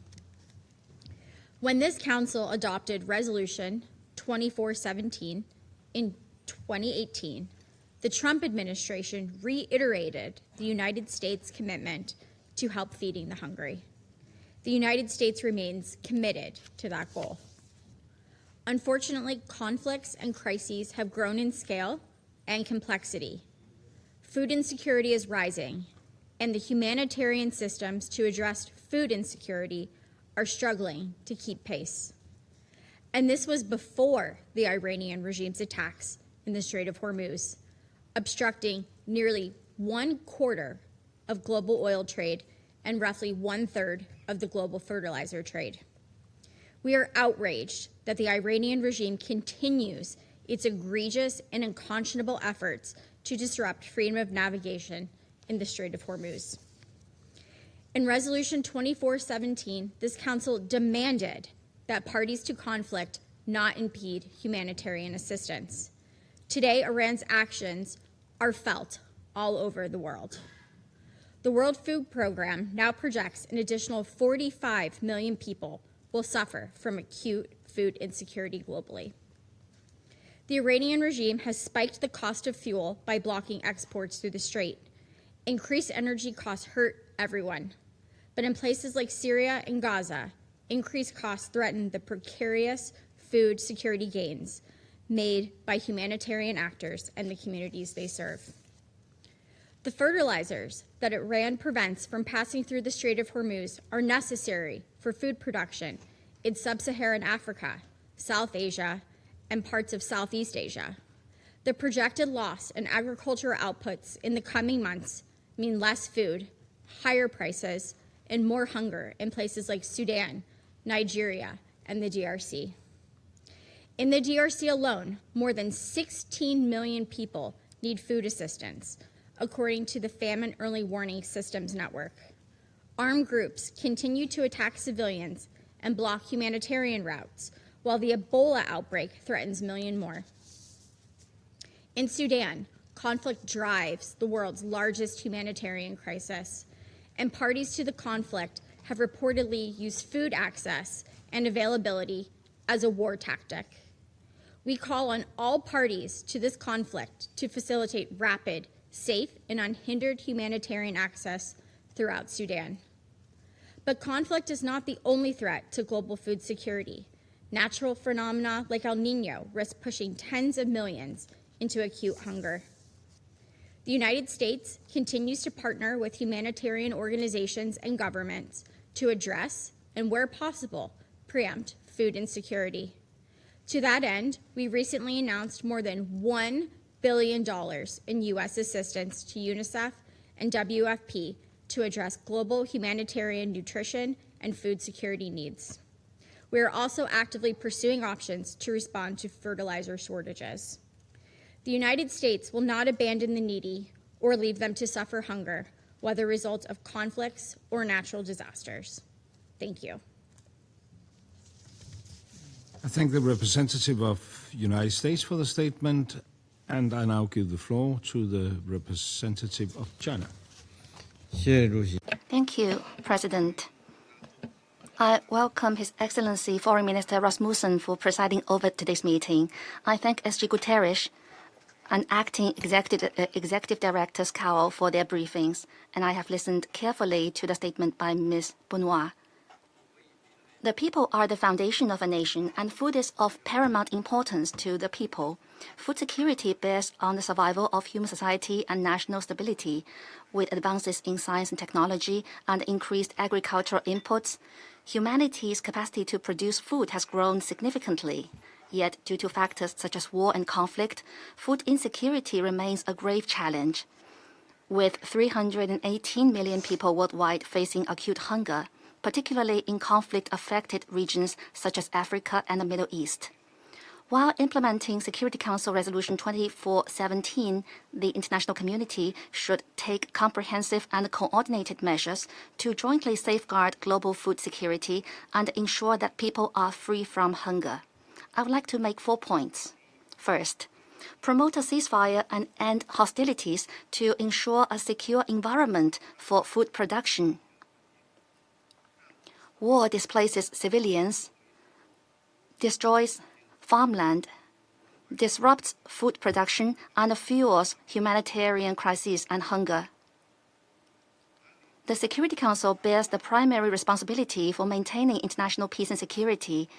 It should prioritize political solutions to conflicts, promote mediation and good offices, encourage the parties to the conflict to resolve their differences through dialogue, work toward an early and lasting ceasefire to enable the resumption of agricultural production. International humanitarian law is the fundamental baseline that must be respected. Hunger must never, under any circumstances, be used as a weapon of war. Parties to the conflict must always prioritize protecting lives and agricultural infrastructure, avoid disrupting agricultural activities, and ensure unimpeded humanitarian access, including food aid. Second, remove trade barriers and maintain stable and smooth food production and supply chains. Amid economic globalization, food production and supply are closely related to the international situation, particularly global logistics and transportation. With intensifying geopolitical tensions and regional conflicts, the international community must ensure the safe and unobstructed operation of land and sea trade routes and the flow of essential goods such as food and fertilizer. China welcomes the UN initiative to establish a time-bound operational mechanism for the Strait of Hormuz and supports a greater role for the UN. Meanwhile, all parties should further uphold open and transparent market policies, deepen international cooperation and food supply, promote the rational global allocation of food resources, avoid artificially creating trade barriers or disrupting food trade, and refrain from politicizing or instrumentalizing food issues. The indiscriminate use of unilateral measures will only exacerbate global food insecurity. Third, promote shared development and help countries build resilience in food production. Limited development capacity has left some countries facing food shortages, while extreme weather events such as floods and droughts have further compounded the problem. All countries should make food production and distribution a strategic priority. The international community should take a long-term perspective and support developing countries in improving farmland, water conservancy, and other infrastructure, accessing advanced agricultural technologies and strengthening their capacity for self-sufficient food production, thereby shifting from blood transfusion to blood generation. Developed countries have a special responsibility to provide development assistance and climate finance. They should take concrete action to help affected countries withstand natural disasters, bridge development gaps, and address the root causes of conflict and food insecurity. Fourth, uphold multilateralism and improve global food security governance. Food security governance is a global issue that requires coordinated action and a collective response from all countries. It cannot be dictated by a handful of countries or interest groups. All parties must firmly support a central role for the UN and support organizations such as the FAO, IFAD, and WFP in fulfilling their mandates and strengthening coordination. We must effectively enhance the representation and voice of emerging market economies and developing countries in international organizations dealing with food security. Uphold the principles of consultation, joint contribution, and shared benefits. Promote a more equitable, reasonable, inclusive, and effective global food security governance system, and safeguard the common interests of all countries. President, as the world's largest grain producer, China feeds more than 1.4 billion people with less than 9% of the world's arable land.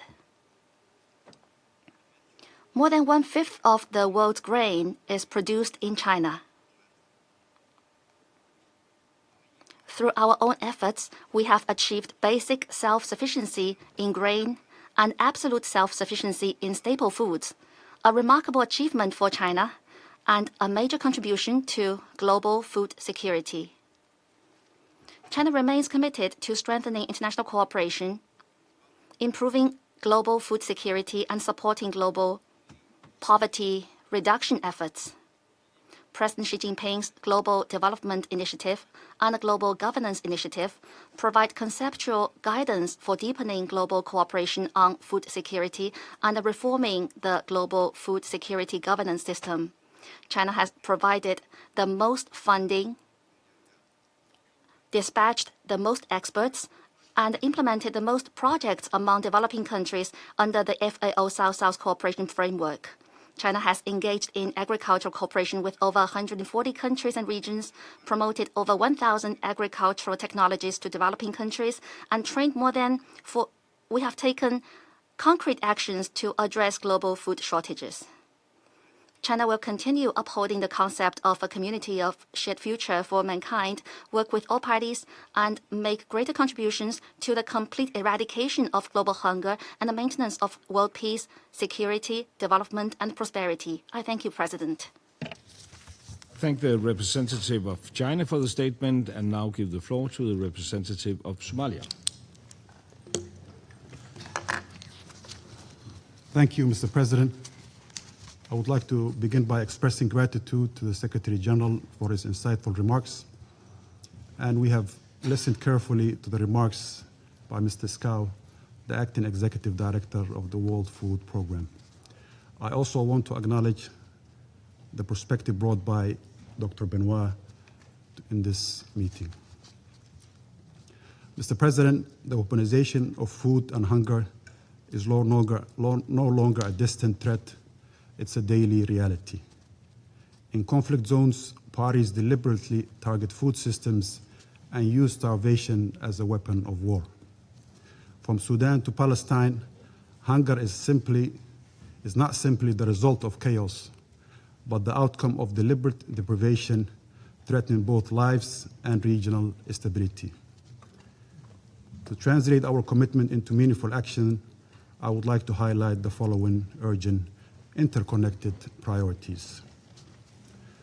The first and most immediate step is to ensure that humanitarian aid and food can reach those in need without obstruction, in accordance with the principles of the United Nations Charter. The Council must insist on respect for international humanitarian law, protection of civilian supply lines, and support the Secretary General's efforts to maintain secure corridors by land and sea. Second, lasting solutions requires us to confront the root causes of conflict, in particular colonial legacies in the form of structural injustices and unresolved grievances, persistent denial of rights that drive conflict and hunger. Nowhere is this clearer than in the occupied Palestinian territory, where occupation, the destruction of civilian infrastructure, and severe restrictions have created a man-made famine in Gaza, or one of the worst man-made famine in Gaza. These crises are born of policy choices, not natural scarcity. Breaking this cycle demands we end unlawful occupation, halt the destruction of infrastructure, and guarantee safe and hindered humanitarian access in the occupied Palestinian territory. Therefore, it's important to support Palestine's full membership in the United Nations and the right to a Palestinian state with Al-Quds al-Sharif as its capital. Third, a strengthening early warning and rapid response mechanism. Prevention is essential. The Security Council must fully utilize the early warning systems established by Resolution 2417. Conflict-induced hunger is often the earliest sign of deeper instability. Disruptions in energy fertilizers or trade should trigger swift diplomatic and humanitarian response before emergencies spiral out of control. These mechanisms must be protected even during financial strain to ensure our ability to act is never compromised by funding gaps. Fourth, build fair and resilient food systems. Beyond immediate relief, we need to create fair and resilient food systems. This means sharing technology and knowledge equitably with developing countries, addressing global trade imbalances, and supporting local agriculture so that every country can withstand shocks and reduce dependency. Fourth, demand accountability for the weaponization of hunger. Accountability must be non-negotiable. Those who use starvation as a weapon, including the Rapid Support Forces in Sudan and the Israeli occupation in the occupied Palestinian territory, must be held responsible for their action. And my last point, Mr. President, we must confront an uncomfortable truth, which is aid itself can perpetuate dependency. Imported grains floods markets during harvest, crashes prices, and drives farmers out of business.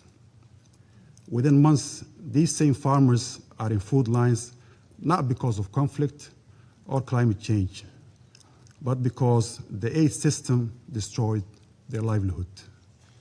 Those people or farmers Mr. Scow talked about in Somalia or in Burhakaba are victims of such measures.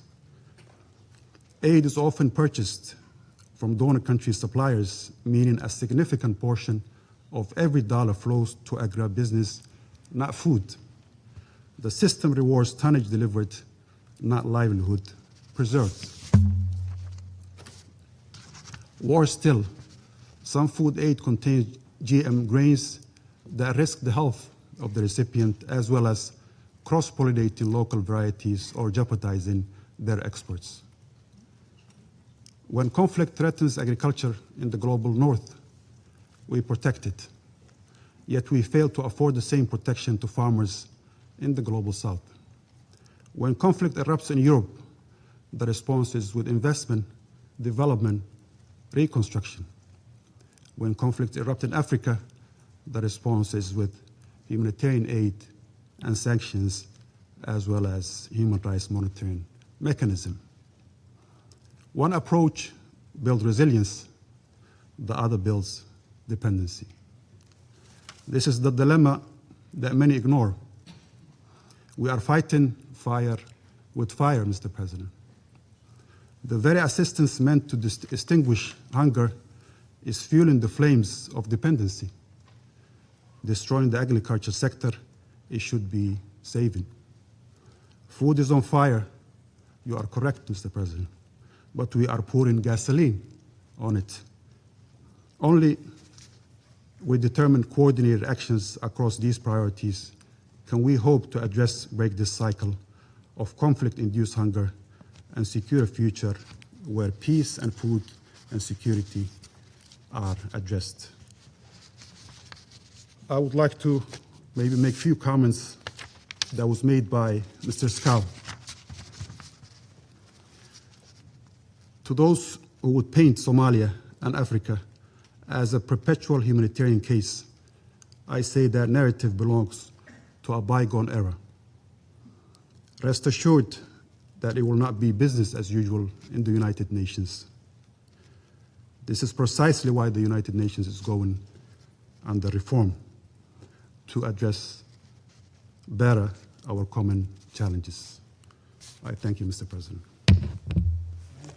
Representative of Somalia for the statement, and now give the floor to the representative of Colombia. Señor Presidente, President, Colombia is grateful to Denmark for convening this important high-level debate, and we'd recognize you being here, Foreign Affairs Minister, and thank you for being here. We'd also like to thank the various representatives of the UN, including the acting executive director of the WFP and the co-CEO of Action Against Hunger. We thank you very much for your edifying briefings. President, we're facing a challenging situation. The report from the SG paints a sobering picture.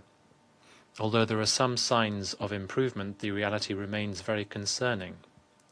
We are seeing levels of food insecurity that continue to be elevated and that are far from guaranteeing the right to access to food. Conflicts are the main cause of food insecurity today. This does not just destroy production and displace communities, but, as the Hunger Hotspots report says, it also imbalances supply chains and it makes it more difficult for people to access food supplies. It also restricts human mobility and makes it harder for humanitarian aid to get in to the neediest. That is why, President, we must reaffirm what has been already stated today and the commitments contained in Resolution 2417, which dates back to 2018, including a condemnation of the use of hunger as a weapon of war, the obligation to protect critical goods for people's survival, and the need to ensure humanitarian access, which is safe, swift, and unhindered. Hunger does not know borders.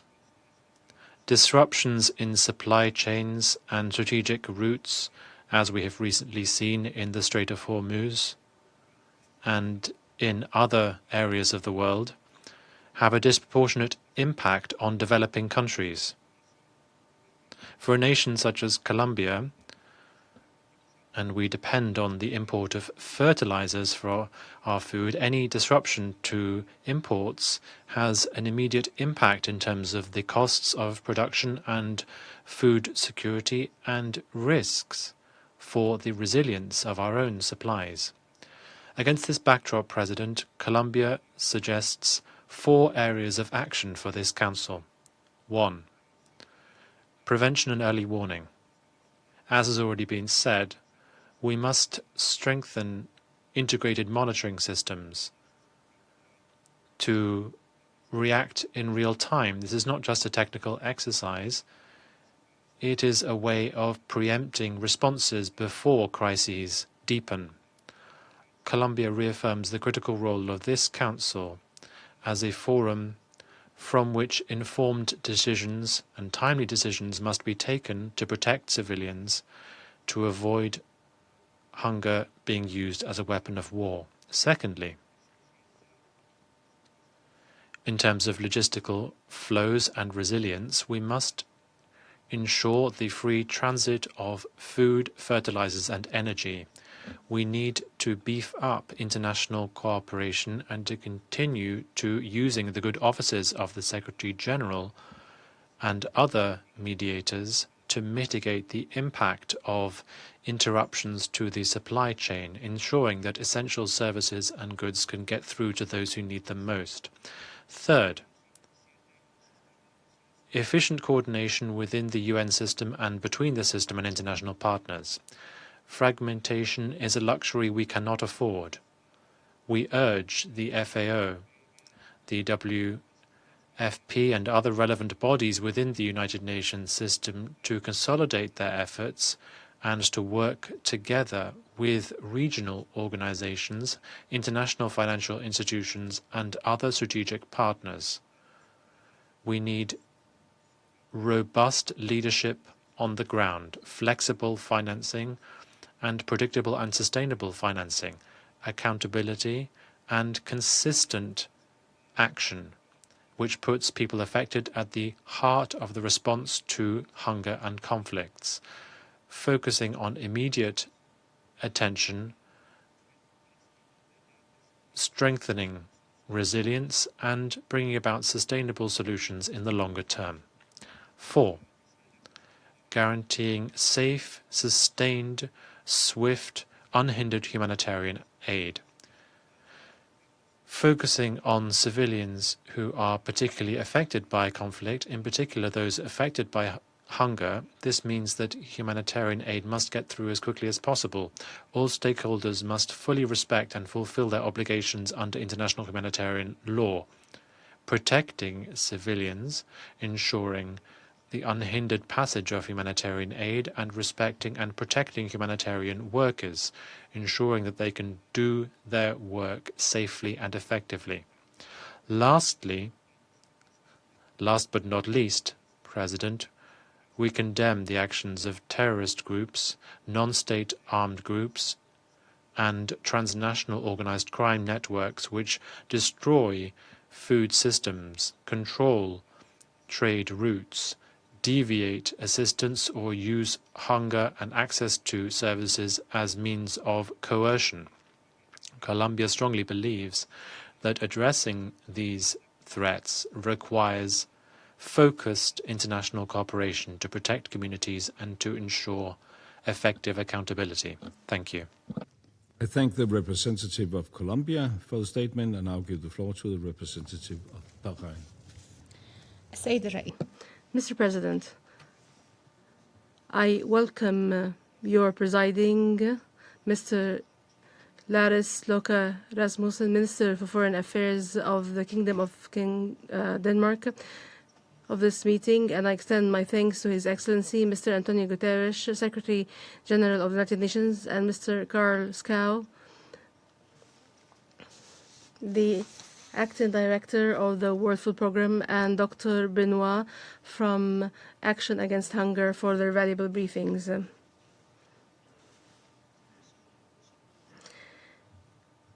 8 years since the adoption of Resolution 2417 in 2018 on conflict-induced hunger, food security conditions continue to deteriorate amid the persistence of existing conflicts and the outbreak of new ones.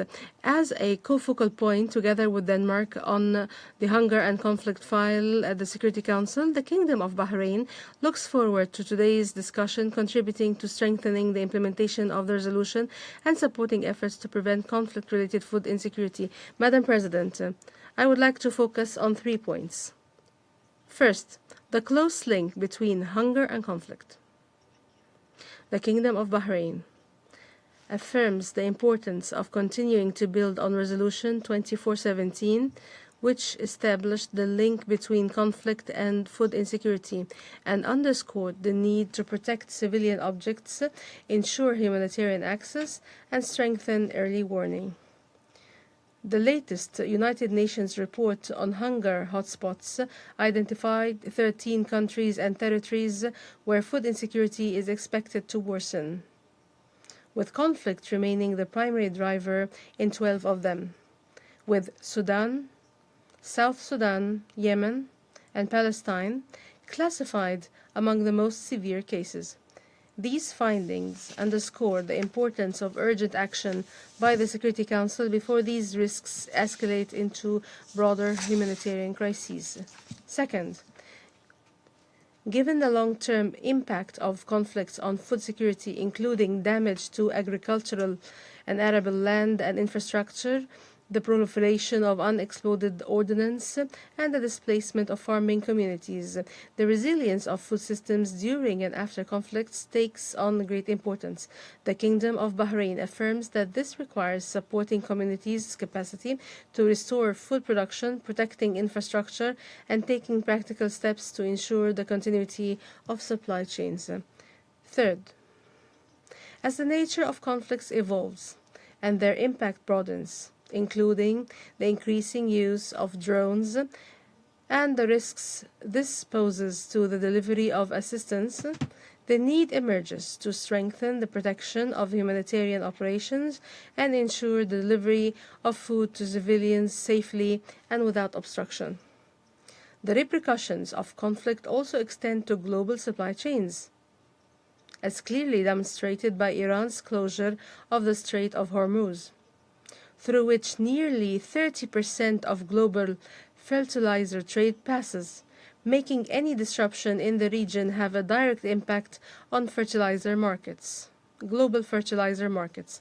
In this regard, the Kingdom of Bahrain affirms that protecting the freedom of navigation and the security of international waterways is not merely a security or trade matter, but is directly linked to global food security. When conflicts disrupt the flow of food, fertilizer, and energy to markets, their humanitarian effects extend to peoples who are not party to those conflicts, disproportionately burdening the most vulnerable states and communities. The Kingdom of Bahrain stresses the necessity for the Security Council to shoulder its responsibilities by taking firm and deterrent measures to compel Iran to immediately cease all hostile acts, respect freedom of navigation, and ensure the security and safety of commercial shipping in the Strait of Hormuz and other international waterways, and not to use the strait as a tool of pressure or economic coercion, considering this essential to safeguarding energy security, ensuring stable food and medicine supplies, as well as guaranteeing the flow of global trade and consolidating security, stability, and prosperity in the region and the world. Madam President, addressing the challenges related to food security requires close and sustained coordination among member states, international and regional organizations, humanitarian actors, and the private sector, in a manner that enhances the continuity of agriculture production and supply chains, as well as the resilience of food systems, while upholding international law and IHL. In closing, while conflicts continue to cast their shadow over civilians and food security, the Council has mechanisms available and at its disposal that can be used effectively and appropriately to prevent the escalation of humanitarian crises. Food security must not become an acceptable casualty of conflict. Rather, its protection must remain an essential part of effort aimed at protecting civilians and promoting peace and security. I thank you. I thank the representative of Bahrain for the statement, and I now give the floor to the representative of United Kingdom. Thank you, Madam President, and we thank Denmark for convening this important discussion during its presidency. I also thank His Excellency the Secretary-General, as well as Acting Executive Director Scow and Co-CEO Dr. Benoit, for their clear and stark briefings. 8 years after the adoption of Resolution 2417, conflict remains a leading driver of acute food insecurity. As we have heard last year, for the first time this century, famine was declared simultaneously in two conflicts, Sudan and Gaza. Extreme food insecurity persists in both. These famines were man-made, a reminder that hunger is not inevitable, but often results from choices that deny civilians food, aid, and essential services. Children pay the highest price. What is needed is clear: rapid, safe, and unimpeded humanitarian access, an end to attacks on food-related infrastructure, and ultimately an end to the conflicts that drive hunger. President, the impact of conflict on food security is no longer confined to the battlefield in the traditional sense. But conflict is also disrupting the global networks that move food, fuel, and fertilizer, with consequences felt far beyond. Russia's attacks on shipping, civilian vessels, and Black Sea ports have undermined one of the world's most important grain export routes. Ukraine was once the breadbasket of the world. Today, Russia's aggression continues to damage infrastructure that feeds millions beyond its borders. Infrastructure essential to food production, transport, and disruption must be protected, and we call on Russia to cease these attacks and comply with international humanitarian law. Iran's attacks and closure of the Strait of Hormuz have disrupted supply chains and fertilizer markets. As the Secretary General warned yesterday, this means deeper hunger, weaker harvests, and greater suffering, especially for the most vulnerable. We welcome progress under the Secretary General's task force to address the implications for food security stemming from this crisis. But we call on Iran to reopen the strait, uphold freedom of navigation, and respect the UN Convention on the Law of the Sea. Both Iran and Russia have reduced grain exports, driving up global food prices. Vulnerable and import-dependent countries will be hardest hit. Conflict and disregard for international humanitarian law compound climate stress, debt, and other structural vulnerabilities, and the strengthening El Niño makes coordinated action to build resilience and protect the most vulnerable even more urgent. We call for full implementation of Resolution 2417. It requires the Council to address both local crises and conflicts that threaten global food security. We already have the tools to identify emerging famine risks, although we must protect and continue to use technology to strengthen them. Early warning must lead to early action, warnings must be acted on, and violations must lead to accountability. The UK remains committed to working with partners to strengthen early warning and accelerate emergency support, including through prearranged disaster risk finance. President, Resolution 2417 provides the framework. The Council has the tools. We must turn early warning into early action, uphold international humanitarian law, and ensure accountability before hunger becomes famine. Thank you. The representative of United Kingdom for the statement, and I now give the floor to the representative of Pakistan. Thank you, Madam President. We thank Denmark for convening this important debate.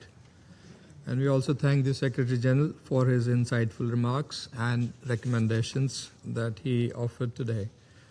And let me also thank Mr. Scow and Dr. Benoist for their valuable briefings.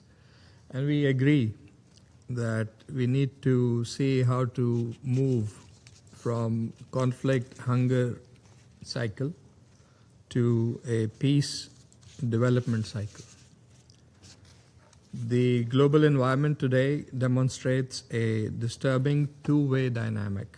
Conflicts, including situations of foreign occupation, are driving hunger on a massive scale, while hunger and economic desperation are, in turn, aggravating fragility and heightening the risk of conflict. The facts before us are sobering. The 2026 Global Report on Food Crisis found that 266 million people faced acute food insecurity last year. Acute hunger has doubled over the past decade. Today, 70% of acutely food insecure people live in fragile or conflict-affected regions. The latest FAO-WFP assessment identifies 13 hunger hotspots, with conflict and violence the primary driver in 12 of them.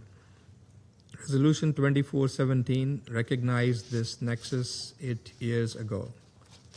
The challenge before us today is not the absence of norms, but their effective implementation, as emphasized by the SG, the briefers, and many council members. Madam President, it is a matter of grave concern that starvation and collective punishment continue to be used to advance military or political objectives in stark violation of international humanitarian law and Security Council resolutions. Nowhere has the failure to uphold these obligations been more stark than in Gaza. The deprivation of food and other essentials, restrictions on humanitarian assistance, and destruction of civilian infrastructure have inflicted unbearable suffering on the Palestinian people. And patterns of devastation are also evident in Yemen, Sudan, South Sudan, Haiti, and other protected conflict situations, including foreign occupied territories, where livelihoods have collapsed and millions are now dependent on humanitarian assistance for survival.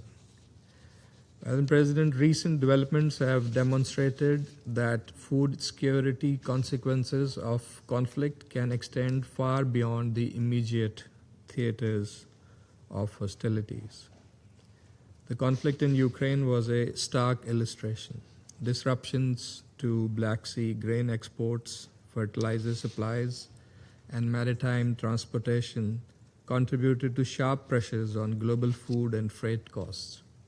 Similarly, impediments in the Strait of Hormuz presented another serious stress on the energy, fertilizer, and shipping markets. Given that the strait carries around 1/3 of globally traded crude oil and a significant share of global fertilizer trade, prolonged disruption risks cascading effects on agriculture production, transportation costs, and food prices. And the attacks on commercial shipping in the Red Sea have further exacerbated this situation.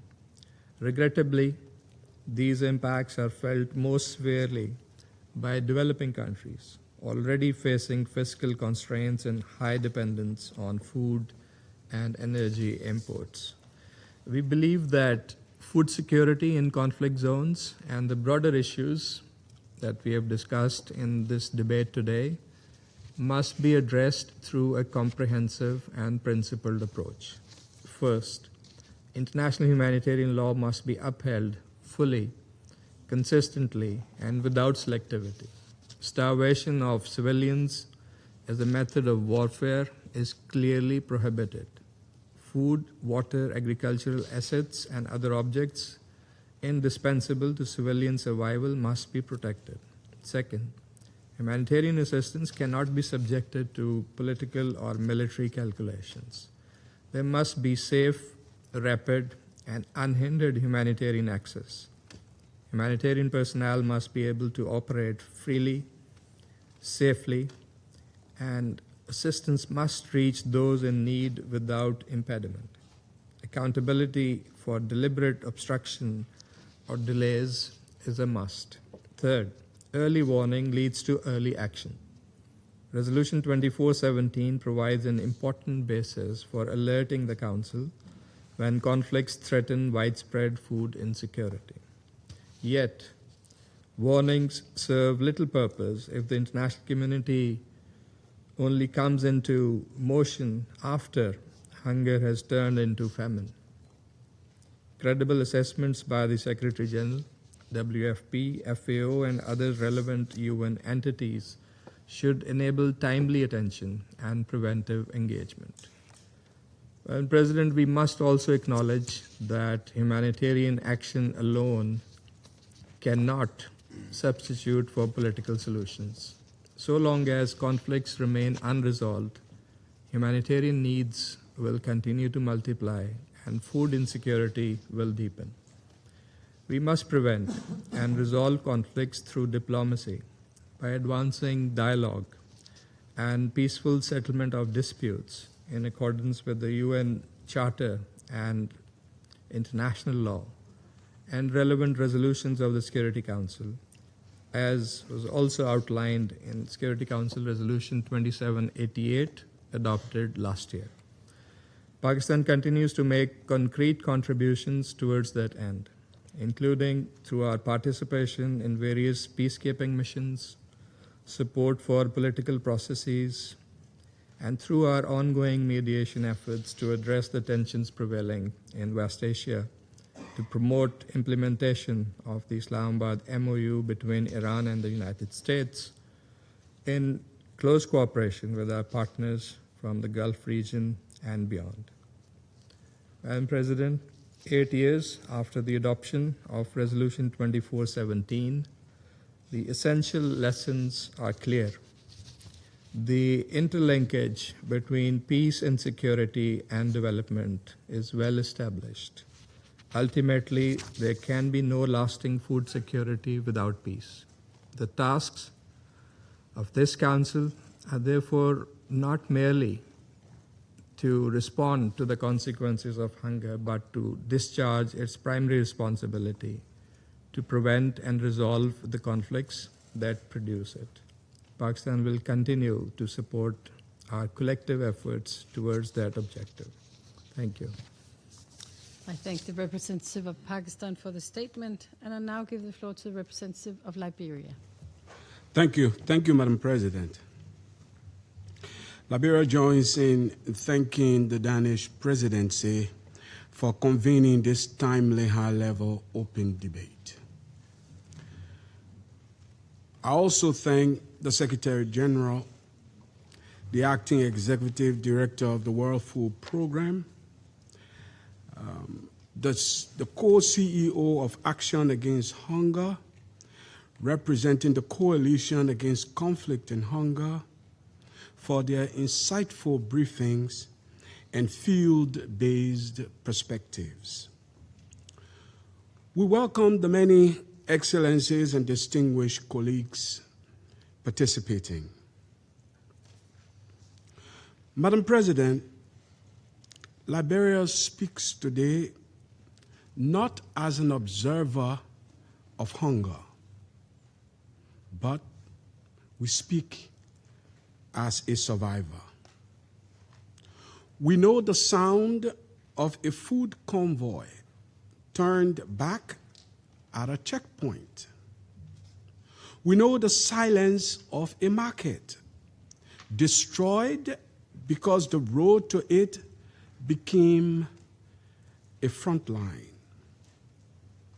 14 years of civil war taught my nation a brutal axiom. When war traps food, war has already won, and a nation's future starves alongside its people.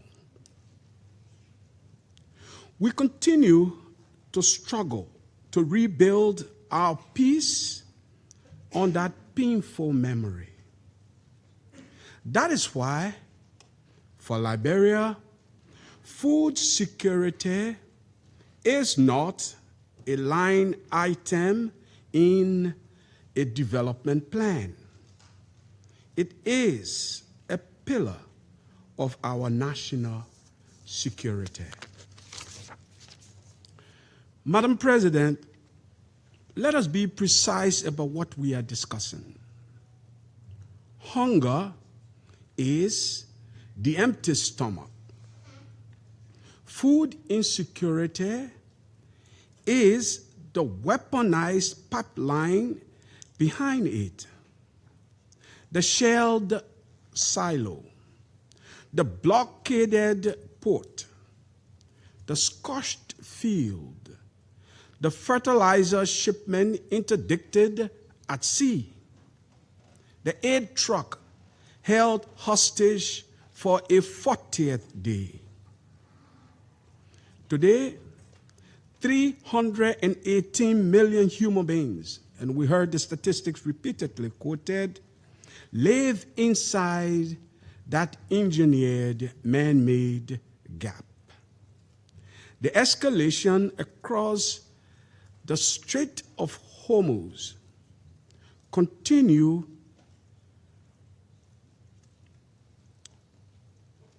across the Strait of Hormuz alone threatens to push 45 million more over that cliff, turning a vital maritime artery into a chokehold for global hunger. Excellencies, in 2025, for the first time this century, this Council watched two famines declared at once, in Gaza and in Sudan. This is 7 years after Resolution 2417, after that resolution declared such outcomes intolerable. The inconvenient truth is that this is not fate. It is choice. And where there is choice, there is culpability. Let's be clear. Starvation is not an incidental byproduct of war. Deliberately denying civilians food is a war crime, and this council must stop treating it as a footnote to conflict. Therefore, Liberia calls on this council to act on 4 points. First, operationalize Resolution 2417's early warning architecture with automatic, non-discretionary triggers when hostilities disrupt maritime corridors, energy flows, or fertilizer exports beyond the battlefield. Mandatory reporting must trigger targeted sanctions against those weaponizing access without waiting for a famine to be declared. Second, protect the most food insecure, import-dependent states with humanitarian corridors, maritime and overland, that are safe, unimpeded, and protected by binding council mandate and not by the goodwill of belligerents. Third, move from reactive relief to institutional resilience. International financial institutions, the UN system, and regional organizations must deploy emergency liquidity for post-conflict and high-risk states, because investing in local agri-food production is not charity. It is preventive disarmament. Fourth, empower the Secretary General's good offices to negotiate real-time protection for civilian supply routes and feed satellite monitoring, including to market data directly into this council's briefings, so markets are safeguarded before collapse, not eulogized after. Excellencies, hunger does not stay contained. Across Africa and in many other places around the world, it empties villages into displacement camps, and displacement camps become the recruitment grounds for tomorrow's wars. A denied harvest today is a radicalized generation tomorrow, and that generation's war produces the next famine. This council, therefore, cannot claim to protect peace while tolerating the starvation that manufactures enemies of peace. In conclusion, Madam President, Liberia rose from a war that used our children's hunger as a weapon. We will not sit in this chamber and watch the world negotiate the logistics of mass starvation, because the next famine this council fails to prevent will not be recorded in a report. It will be etched in a grave. I thank you for your kind attention. I thank the representative of Liberia for the statement, and I now give the floor to the representative of Greece. Madam President, I thank Denmark for convening this very important debate. I also thank the Secretary General for his continuous and strong engagement on this issue. I would like to thank as well the Acting Director of World Food Programme, Mr. Karl Skau, and the co-CEO of Action Against Hunger and member of the Global Coalition Against Conflict and Hunger, Dr. Perrine Benoit, for their powerful messages, action, and dedication. The message is clear. 8 years after the adoption of Security Council Resolution 2417, conflict remains as principal driver of acute food insecurity. The latest FAO WFP Hunger Hotspots Outlook warns that acute food insecurity is expected to deteriorate in 13 hotspots, with Sudan, Palestine, South Sudan, Haiti, and Mali facing the highest risk of famine or catastrophic food insecurity. At the same time, the consequences of conflict increasingly extend far beyond the battlefield. Allow me to highlight 4 points. First, Greece underscores that Resolution 2417 must remain an instrument for action rather than merely a declaratory framework. The Council should use this tool more consistently to prevent, expose, and respond to hunger caused by armed conflict, including by demanding compliance with international humanitarian law and unimpeded humanitarian access. Member States have a responsibility to uphold and comply with the resolutions of this Council. Second, access is key. Protecting food systems requires protecting the infrastructure and routes that sustain them. Food insecurity does not stop at borders when maritime security is disrupted and trade routes are endangered. The war in Ukraine and the tensions in the Strait of Hormuz have shown that disruptions to maritime trade routes, energy flows, fertilizer supplies, and humanitarian logistics can rapidly translate into higher food prices and greater food insecurity, particularly in import-dependent countries.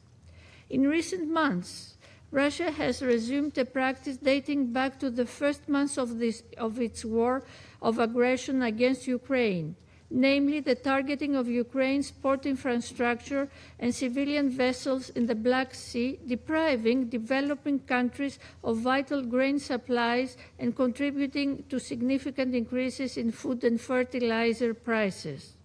Assessments by the UN Food and Agriculture Organization emphasize that restrictions on Black Sea grain logistics directly undermine the purchasing power of low-income populations, further exacerbating food insecurity and malnutrition in crisis-affected regions.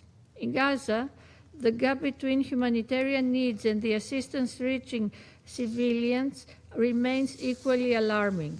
A steady and predictable flow of humanitarian, commercial supplies must thus be fully maintained and significantly increased, including through the removal of remaining obstacles to their delivery.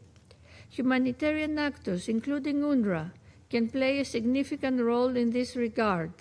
In Sudan, increasing drone attacks are disrupting humanitarian aid, commercial food supplies, markets, and essential infrastructure, further worsening food insecurity, particularly in Darfur, Kordofan, and Blue Nile.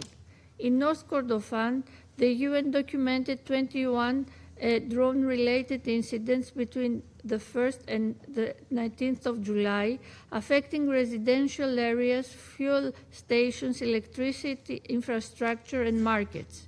In Olabeid, continued insecurity has aggravated food and medical shortages while triggering further displacement.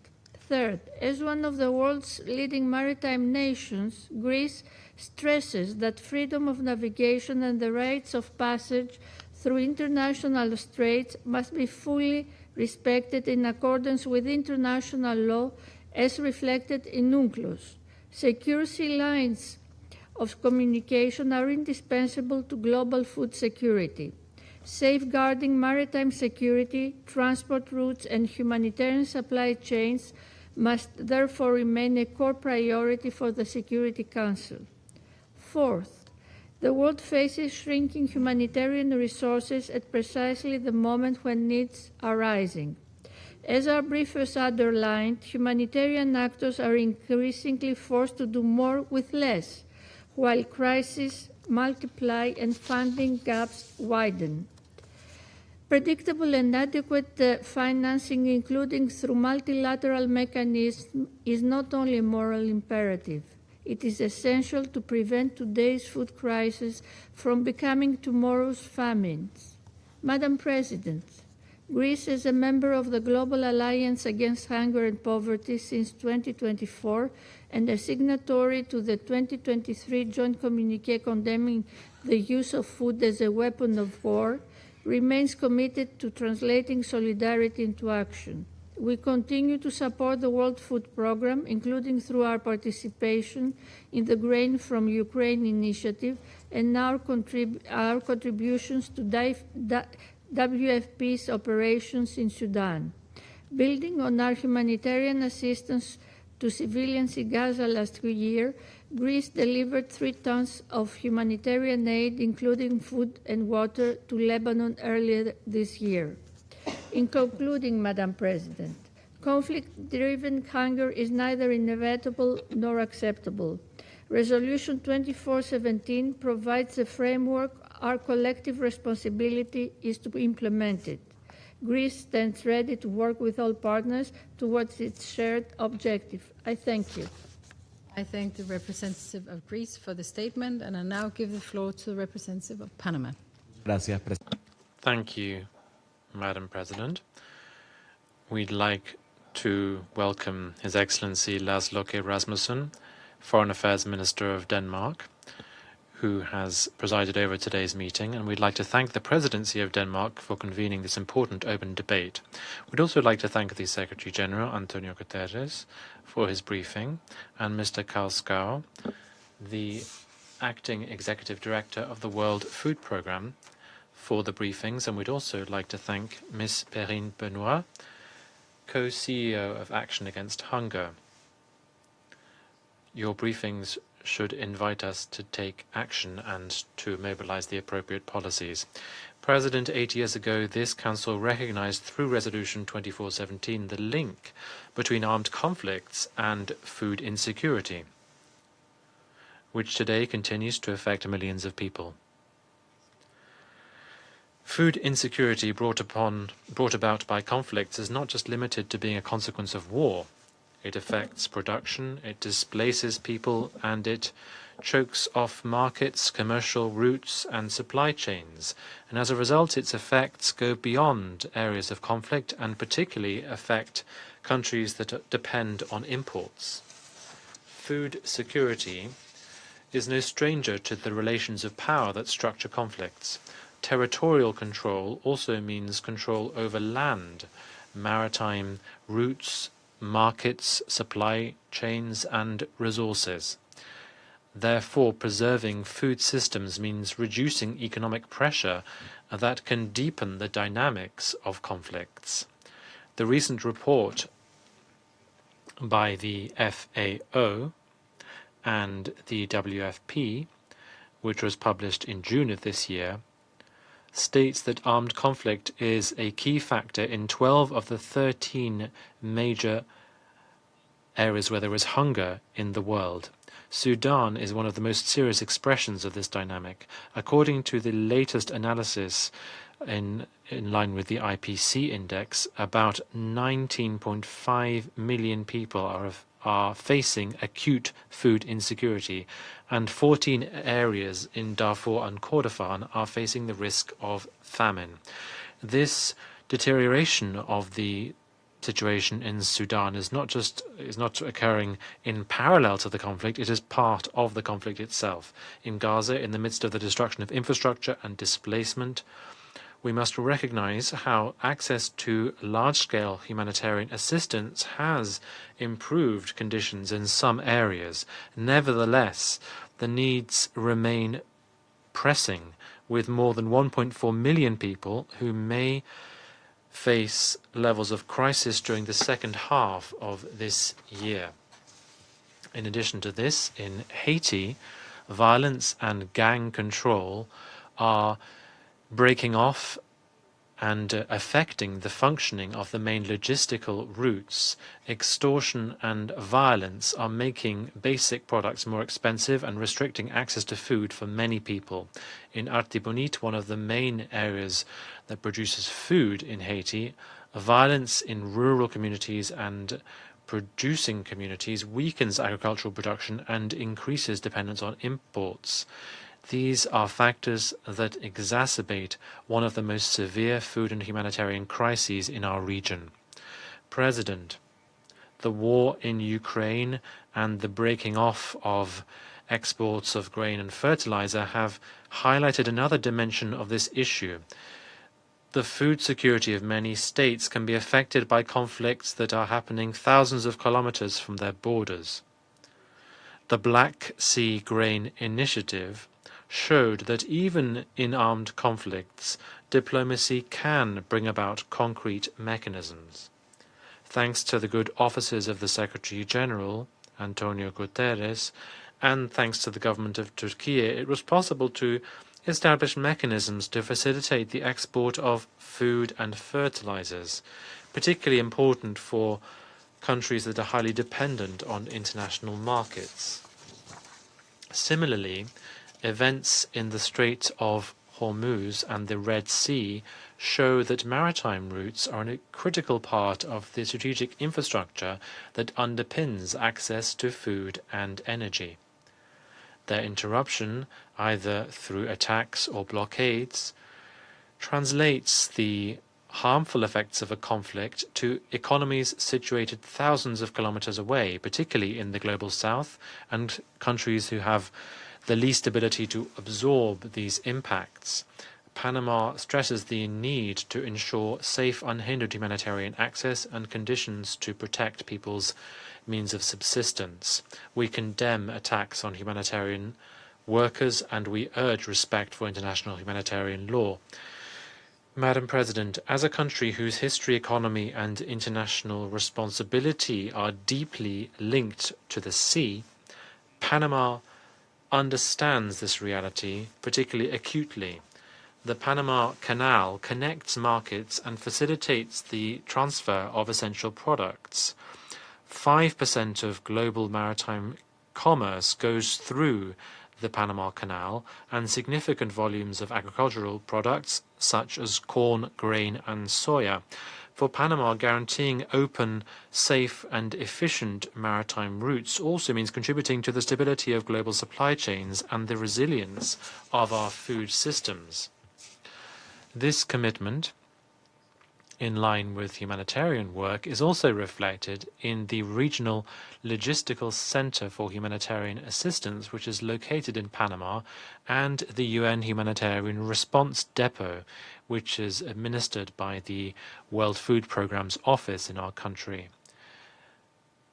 As a result of this capacity, and together with international bodies, Panama developed the Humanitarian Assistance Observatory, which aims and is geared towards strengthening the analysis, coordination and early work, contributing to a more timely response to crises and dealing with effects on food security and means of subsistence. President, for Panama, Resolution 2417 continues to provide a compass to address the link between conflict and food insecurity. The implementation of this resolution is geared towards protecting people, their means of subsistence and essential infrastructure, ensuring safe, robust humanitarian access. Panama reaffirms its support to diplomatic initiatives and humanitarian efforts geared towards strengthening the role of this Council to mitigate global and local food crises. Thank you. I thank the representative of Panama for the statement. Before we turn to Rule 37 speakers, I would like to highlight that we have a long list of speakers on this important topic, so I therefore wish to remind all speakers to limit their statement to no more than 5 minutes. The flashing light on the microphone will prompt speakers to bring their remarks to a close after 5 minutes. And with that, I give the floor to the representative of Kazakhstan. Madam President, I would like to thank the Danish presidency for convening today's timely, high-level, and open debate under the chairmanship of His Excellency Lars Rasmussen, Minister of Foreign Affairs of Denmark. I would also like to thank the briefers for their insightful and valuable perspectives. Conflict remains the principal driver of acute food insecurity worldwide. It has become a driver of instability, displacement, and repeated cycles of violence. Addressing this vicious cycle requires not only timely humanitarian action, but also sustained efforts to prevent conflicts and build lasting peace. Kazakhstan attaches particular importance to Security Council Resolution 2417. During our tenure as a non-permanent member of the Security Council in 2017-2018, Kazakhstan actively participated in the Council's work and negotiations that culminated in the unanimous adoption of this landmark resolution. We worked at that time with Sweden, which was the member of the Council, and we worked very closely with Carl on this important document. Having contributed to this important outcome, I agree with Carl and other colleagues who believe that the time has come to focus not only on reaffirming the principles of Resolution 2417, but on strengthening its practical implementation. We believe that food must not be used as a weapon of war. The Security Council should continue to strengthen early warning mechanisms, facilitate safe and unimpeded humanitarian access, and respond promptly when conflict threatens food security. At the same time, early warning must be matched by early action, timely political engagement, preventive diplomacy, and coordinated humanitarian response before food insecurity escalates into famine and broader regional instability. Today's food security challenges extend well beyond the immediate areas of hostilities. Disruptions to transport corridors, energy markets, fertilizer supplies, and agricultural trade have profound consequences for food importing countries, particularly developing and landlocked developing countries. Preserving a resilient, open, and predictable global supply chains is in the common interest of all member states.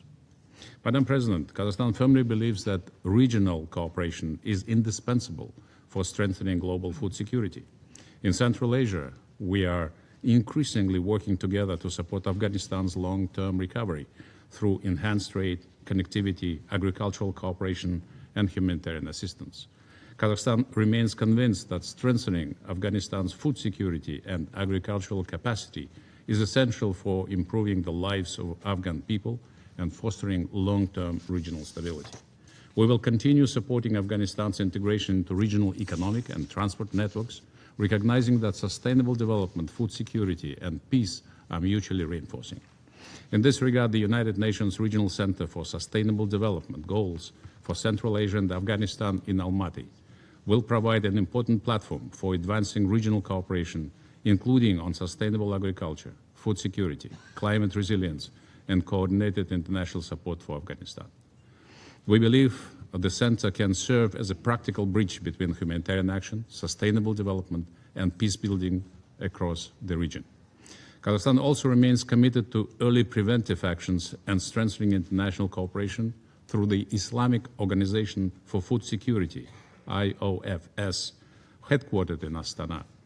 As a specialized institution of the Organization of Islamic Cooperation, the IOFS contributes to developing strategic food reserves, strengthening agricultural resilience, supporting early warning systems, and delivering humanitarian assistance to vulnerable populations. We encourage closer cooperation between this organization and relevant UN agencies, including FAO, World Food Programme, and IFAD, to build more resilient global food systems. Regional organizations can and should serve as effective partners of the United Nations in addressing food security. We remain convinced that preventing food insecurity requires more than emergency response. It demands long-term investment in climate-resilient agriculture, water-efficient technologies, modern logistics, early warning systems, and inclusive rural development. Madam President, Resolution 2417 reminded us that hunger and conflict are inseparable. Today's discussion reminds us that food security and peace are equally inseparable. No lasting peace can be achieved where hunger persists, and no sustainable food security can be ensured without peace. The Security Council, therefore, has both the responsibility and the opportunity to act as a preventive, coordinated, and forward-looking manner. Kazakhstan stands ready to work with all partners to strengthen global food security and build a more peaceful, resilient, and sustainable future. I thank you. I thank the representative of Kazakhstan for the statement, and I now give the floor to the representative of Republic of Korea. Thank you, Madam President. The Republic of Korea commends Denmark for convening this timely debate. I also express gratitude to Secretary General Antonio Guterres, Acting Executive Director Karl Skau of the World Food Programme, and Dr. Perrin Benoit of Action Against Hunger for their insightful briefings. Madam President, as recognized in Security Council Resolution 2417, the link between conflict and acute food insecurity is clear. 8 years after its adoption, however, we are still witnessing unprecedented level of global hunger driven by armed conflict and its cascading consequences. In this regard, the Republic of Korea would like to highlight the three following priorities. First, hunger must never be wielded as a weapon of war. Resolution 2417 expressly prohibits the weaponization of hunger, the targeting of civilian infrastructure indispensable to food distribution, and the obstruction of humanitarian food supplies. Yet today, we see blatant disregard of these fundamental principles, as witnessed in attacks on agricultural logistics, commercial seaports, and energy pipelines, as well as the deliberate obstruction of humanitarian aid and targeting of humanitarian workers. The Security Council must act unanimously to ensure the full protection of vital food supply lines and unhindered access to humanitarian aid. Second, we must invest in long-term resilience to prevent local disruptions to food security from spiraling into global instability. Aligned with international efforts such as the 2025 Kampala Cardip Declaration, the Republic of Korea is sharing sustainable agricultural technology with African countries. By strengthening local food production capacity, we are helping vulnerable nations build immunity against geopolitical and environmental shocks. Third, we need integrated strategy that bridges the humanitarian development peace nexus to address cause of conflict-driven hunger. In this connection, the Security Council should strengthen its constructive engagement with the Peacebuilding Commission, relevant UN entities, international financial institutions, and regional organizations, while ensuring each UN entity fulfills its mandate efficiently. Amid this global food crisis, the Republic of Korea has launched its flagship initiative in partnership with WFP called the REACH Initiative, which stands for Responding with Emergency Assistance for Conflict-Affected Households. Through this initiative, we have not only offered direct assistance more than 2 million people across some of the world's most challenging humanitarian settings, such as Gaza, Sudan, and Syria, but also helped to build their resilience by revitalizing local markets and restoring local supply chains. Along with this rich initiative, the Republic of Korea has launched the REVIVE initiative, Revive initiative with UNDP, the Resilience for Children initiative with UNICEF. Under this current 3R flagship project, we are addressing not only immediate needs, but also long-term development and resilience in vulnerable countries. Madam President, we must break the vicious circle of conflict and hunger and replace it with a virtuous circle of food, security, resilience, and peace.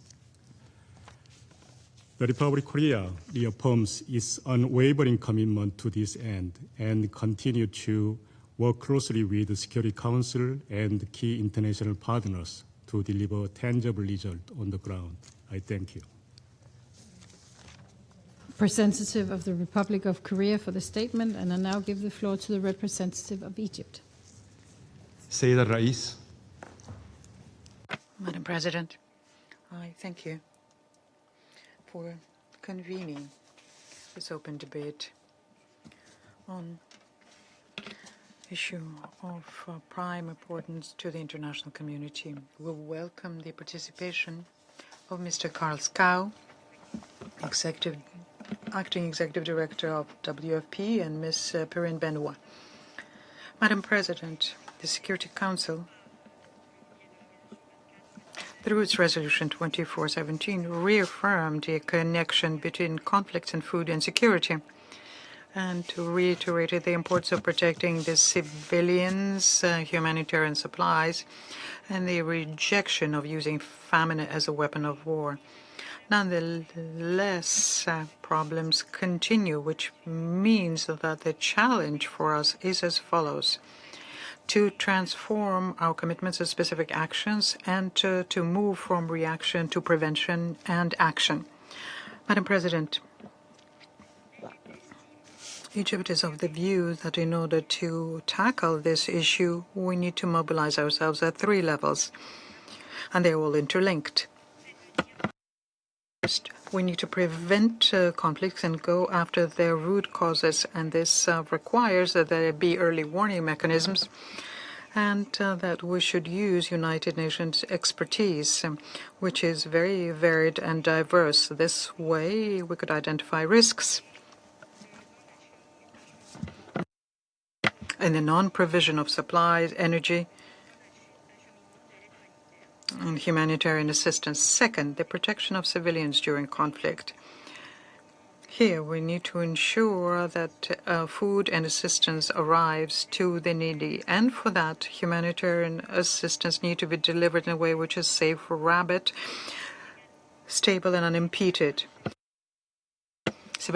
Essential civilian infrastructure also needs to be protected, and this includes sources of water and the infrastructure having to do with the production, stockpiling, and distribution of food, all the while respecting the international law, international humanitarian law. In Gaza and in Sudan, we can see the humanitarian consequences, the tragic humanitarian consequences of conflict on food security. In particular, when food production is disrupted, we can see how this affects civilians, how civilians are displaced when they don't receive humanitarian assistance. Next, we need to strengthen the capacities of countries, in particular developing countries, those who import foods. Their capacity needs to be built because the maritime routes, the trade routes, and the increase in price of energies and others impacts all countries. Those countries which are not parties to the conflict pay a very heavy price. WFP warned us about an extended crisis in the Middle East and the increase in energy prices and the disruption of supply chains, which resulted in an addition of 45 million people and in an unprecedented level of food insecurity. Mr. Skau just said just now and issued a warning against the consequences of the disruptions in Bab el-Mandeb on food commerce going also through the Red Sea and the Suez Canal. This is of major importance, in particular for developing countries who import food and who also have debt to reimburse and who need all available funds to pay off their debt and to ensure their food security. Madam President, the consequences of conflicts are multiplying when they impact structural lacunae, water, climate change, deterioration of arable land in developing countries.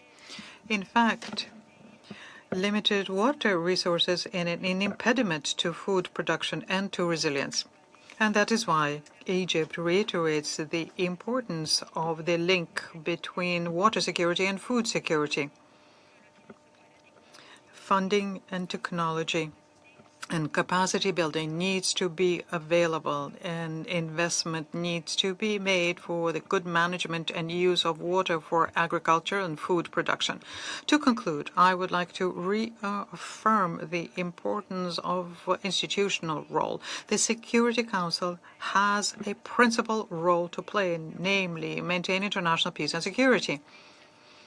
And the specialized agency of the United Nations and international financial institutions and other organizations have specific economic roles in coordination and was respecting each other's mandates and specialization. I thank you. Representative of Egypt for the statement, and I now give the floor to the representative of India. Madam President, India thanks Denmark for convening this important open debate. We also thank the Secretary General and the other briefers for their valuable insights. Food insecurity remains one of the gravest humanitarian consequences of armed conflict. Today's conflicts increasingly generate ripple effects far beyond the immediate theater of hostilities. Disruptions to energy markets, fertilizer supplies, maritime transport, humanitarian logistics, and agricultural trade have demonstrated how regional conflicts can threaten food security across the world, with the greatest burden falling on developing countries that are highly import dependent. Let us nevertheless remain clear about the causality of this challenge. Food insecurity is fundamentally a consequence of conflict, political instability, and underdevelopment, not their root cause. While the Security Council has an important role in responding to threats to international peace and security, building resilient, food-secure societies remains primarily the responsibility of national governments, supported by the UN Development System and the Rome-based agencies. Resolution 2417 of the Security Council on conflict-induced food insecurity provides an important framework by recognizing the relationship between armed conflict and hunger. Early warning should therefore not be limited to identifying deteriorating humanitarian conditions on the ground. It should also include timely assessments of disruptions to critical supply chains, including food, fertilizer, fuel, and humanitarian logistics, drawing upon the technical expertise of the Food and Agricultural Organization, the World Food Programme, and other relevant agencies. Such assessments must remain objective, evidence-based, and free from politicization. Madam President, the Council's immediate priority should be to mitigate the humanitarian consequences of conflict. This requires facilitating safe, rapid, and unimpeded humanitarian access, supporting deconfliction arrangements where appropriate, and ensuring that the Council's own measures, including sanctions regimes, do not inadvertently impede humanitarian assistance or legitimate food and agricultural trade. Equally important is the protection of civilian infrastructure, essential for food security, including agricultural land, irrigation systems, storage facilities, transport corridors, and ports. Equally important is the need to preserve the safety and freedom of navigation for commercial shipping in accordance with international law. Secure and predictable maritime trade routes are indispensable for the uninterrupted movement of food, fertilizers, fuel, and other essential commodities. Disruptions to commercial shipping during conflicts can have cascading effects far beyond the immediate region, disproportionately affecting food importing developing countries and humanitarian operations. The international community must therefore work collectively to safeguard critical sea lanes and maritime infrastructure while ensuring that legitimate commercial trade and humanitarian shipments are able to proceed without undue impediment. At the same time, lasting resilience cannot be delivered through humanitarian action alone. Member states, international financial institutions, regional organizations, and development partners must work together to strengthen domestic agricultural production, diversify supply chains, improve storage and logistics infrastructure, and promote climate-resilient agriculture. Predictable and affordable access to fertilizers, quality seeds, technology, and concessional finance remains indispensable, particularly for developing countries. Open, transparent, and rules-based trade in food and agricultural inputs also remains critical to global food security.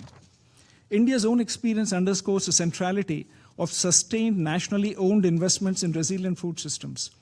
The National Food Security Act provides a statutory entitlement to subsidized food grain, direct benefit transfers to over 110 million farming households under the PM Kisan, which have strengthened the economic resilience of small and marginal producers. India's championing of the International Year of Millets in 2023 has catalyzed global attention to climate-resilient, nutrient-rich crops as a viable pathway to diversified food security. These efforts, underpinned by digital public infrastructure and climate-adaptive agricultural practices, have enabled India to remain both food secure and a net contribution to global food supply. We remain committed to sharing these experiences through South-South cooperation and development partnerships. Furthermore, ocean atmospheric variability such as El Nino add an additional layer of vulnerability. They disrupt monsoon patterns, reduce crop yields, and strain water resources, compounding the food security problems. Addressing this requires strengthened international cooperation, and we look forward to working with the international community in that regard. Madam President, the Secretary General's good offices can play a valuable role in facilitating dialogue, reducing tensions, and supporting humanitarian access where appropriate. The broader UN system should continue to leverage scientific expertise, operational capabilities, and timely data to inform decision-making. Such efforts should complement, not substitute, for national ownership and nationally led responses. India firmly believes that peace, development, and food security are mutually reinforcing. The Security Council should focus on fulfilling its mandate by addressing conflict, facilitating humanitarian access, and supporting conditions for peace. The General Assembly, the ECOSOC, the UN Development System, and the Rome-based agencies should continue to lead the long-term response to food insecurity. Finally, over-reliance on any single model of production would be counterproductive, as they are vulnerable to geopolitical disruptions, economic coercion, and weaponization.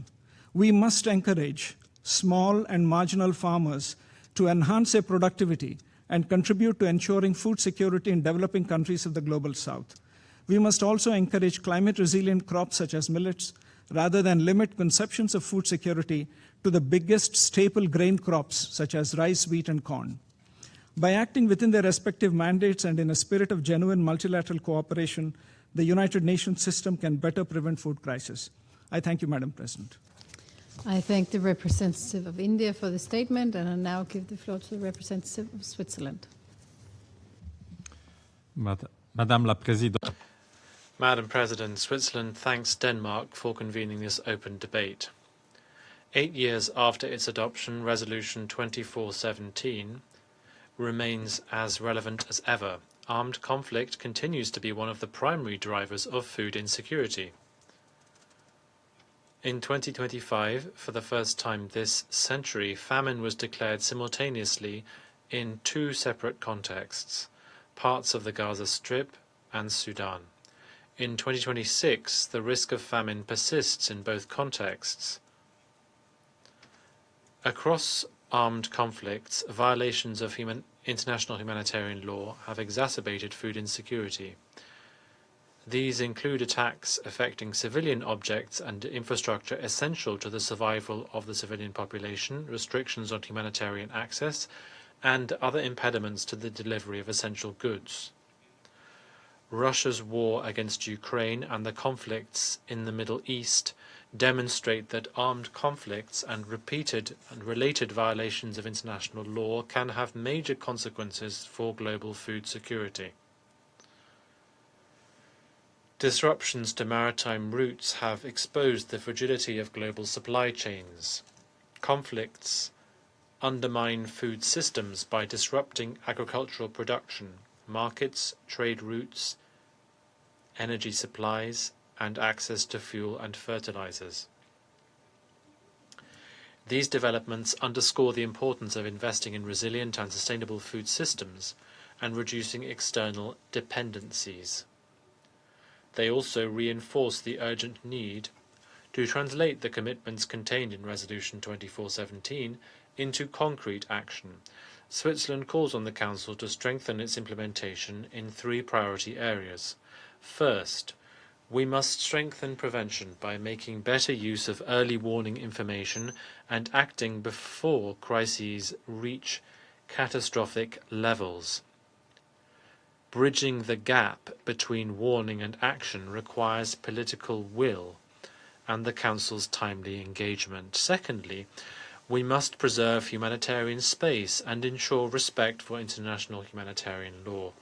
This includes protecting civilians and objects indispensable to their survival, and ensuring safe, rapid and unimpeded humanitarian access. In this regard, we also recall Resolution 2573 on the protection of civilian infrastructure and Resolution 2730 on the protection of humanitarian and UN personnel. Thirdly,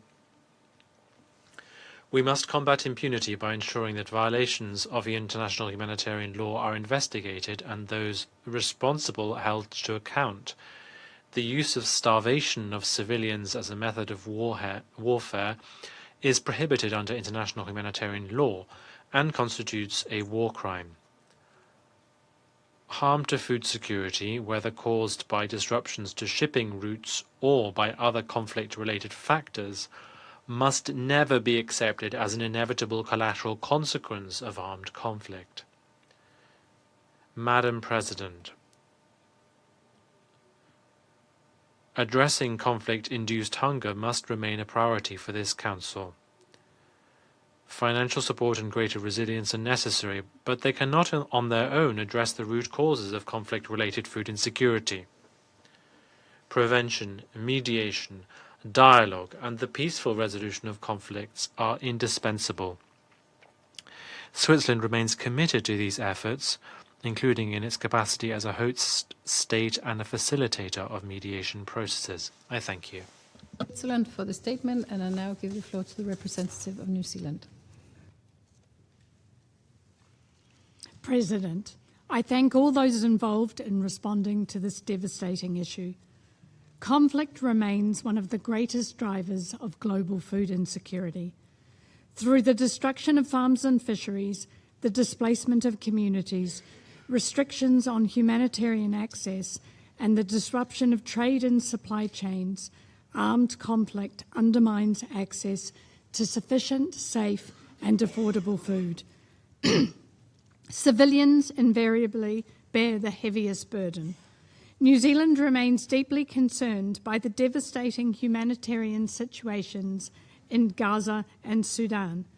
Access to food, water, and essential services has been severely affected, while humanitarian agencies continue to face significant challenges in reaching those in need. International humanitarian law is clear. Access to food and other goods essential for survival must never be denied, and humanitarian assistance must be able to reach those in need safely, rapidly, and without obstruction. But the impacts of conflict are not confined to conflict zones. Recent events have demonstrated how disruptions to agricultural production, trade routes, energy supplies, and global markets have far-reaching consequences for food security around the world. Russia's illegal invasion of Ukraine demonstrated how conflict can reverberate through global food systems. Disruptions to grain exports, fertilizer supplies, and energy markets contributed to higher food prices and increased food insecurity far beyond Europe. Disruptions to maritime shipping routes, including through the Black Sea and the Strait of Hormuz, have reinforced the continued vulnerability of global food systems to geopolitical instability. For Pacific Island countries, at the end of some of the world's longest and most vulnerable supply chains, these are not abstract geopolitical concerns. Food security is increasingly linked to events far beyond our region. For countries already facing climate-related pressures, conflict-driven shocks to food and energy markets have direct consequences for food affordability, livelihoods, and economic resilience. The ramifications of conflicts on the other side of the world remind us how the three pillars of the UN are deeply interconnected. President, the Security Council has already recognised the connection between armed conflict and hunger through Resolution 2417. 8 years after its adoption, our focus must be on translating that framework into earlier and more effective action. We need to make better use of early warning. The Council should receive timely and systematic information when conflict threatens serious food insecurity, including where effects extend beyond the immediate conflict zone through disruptions to energy and fertiliser supplies, humanitarian operations, or critical land and maritime trade routes.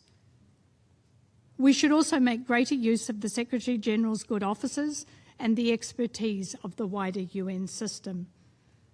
Finally, where conflict threatens critical food supply routes or obstructs humanitarian access, the Council should support diplomatic efforts to maintain those routes and enable food and agricultural products to reach those who depend upon them.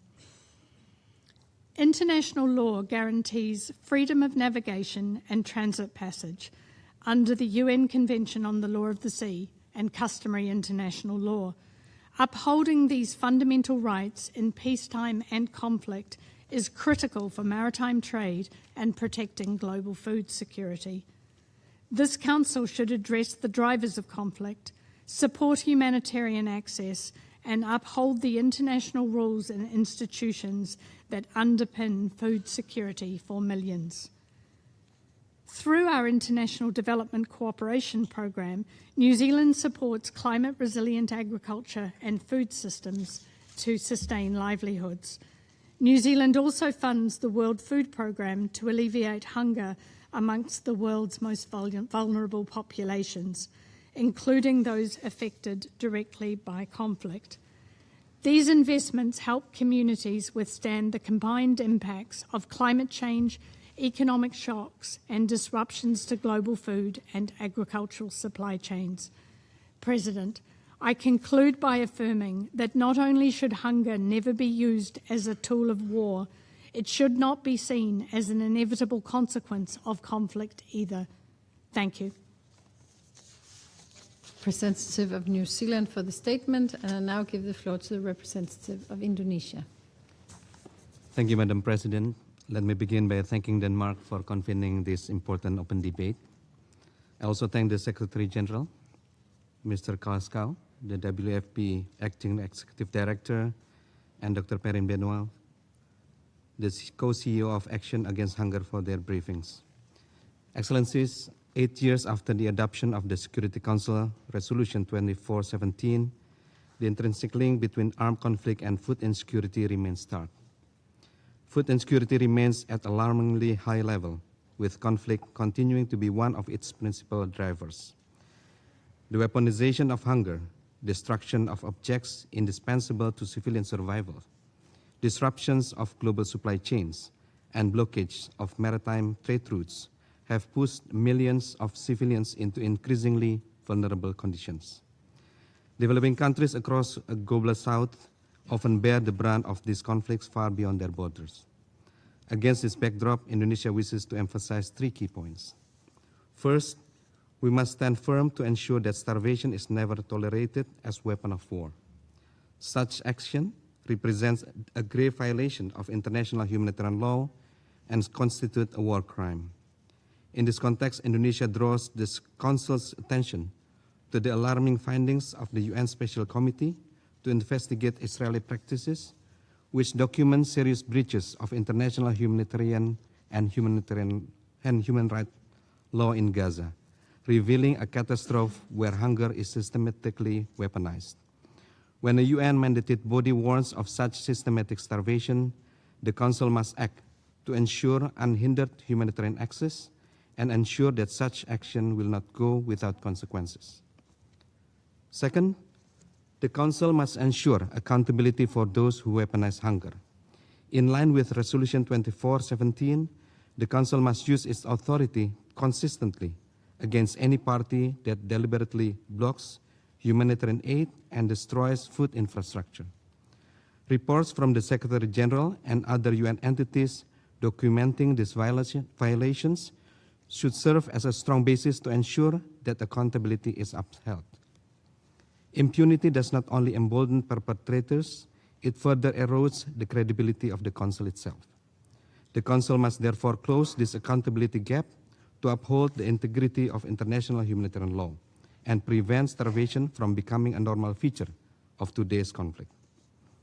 Third, we must protect global food and agricultural supply chains from the crossfire of geopolitical conflicts.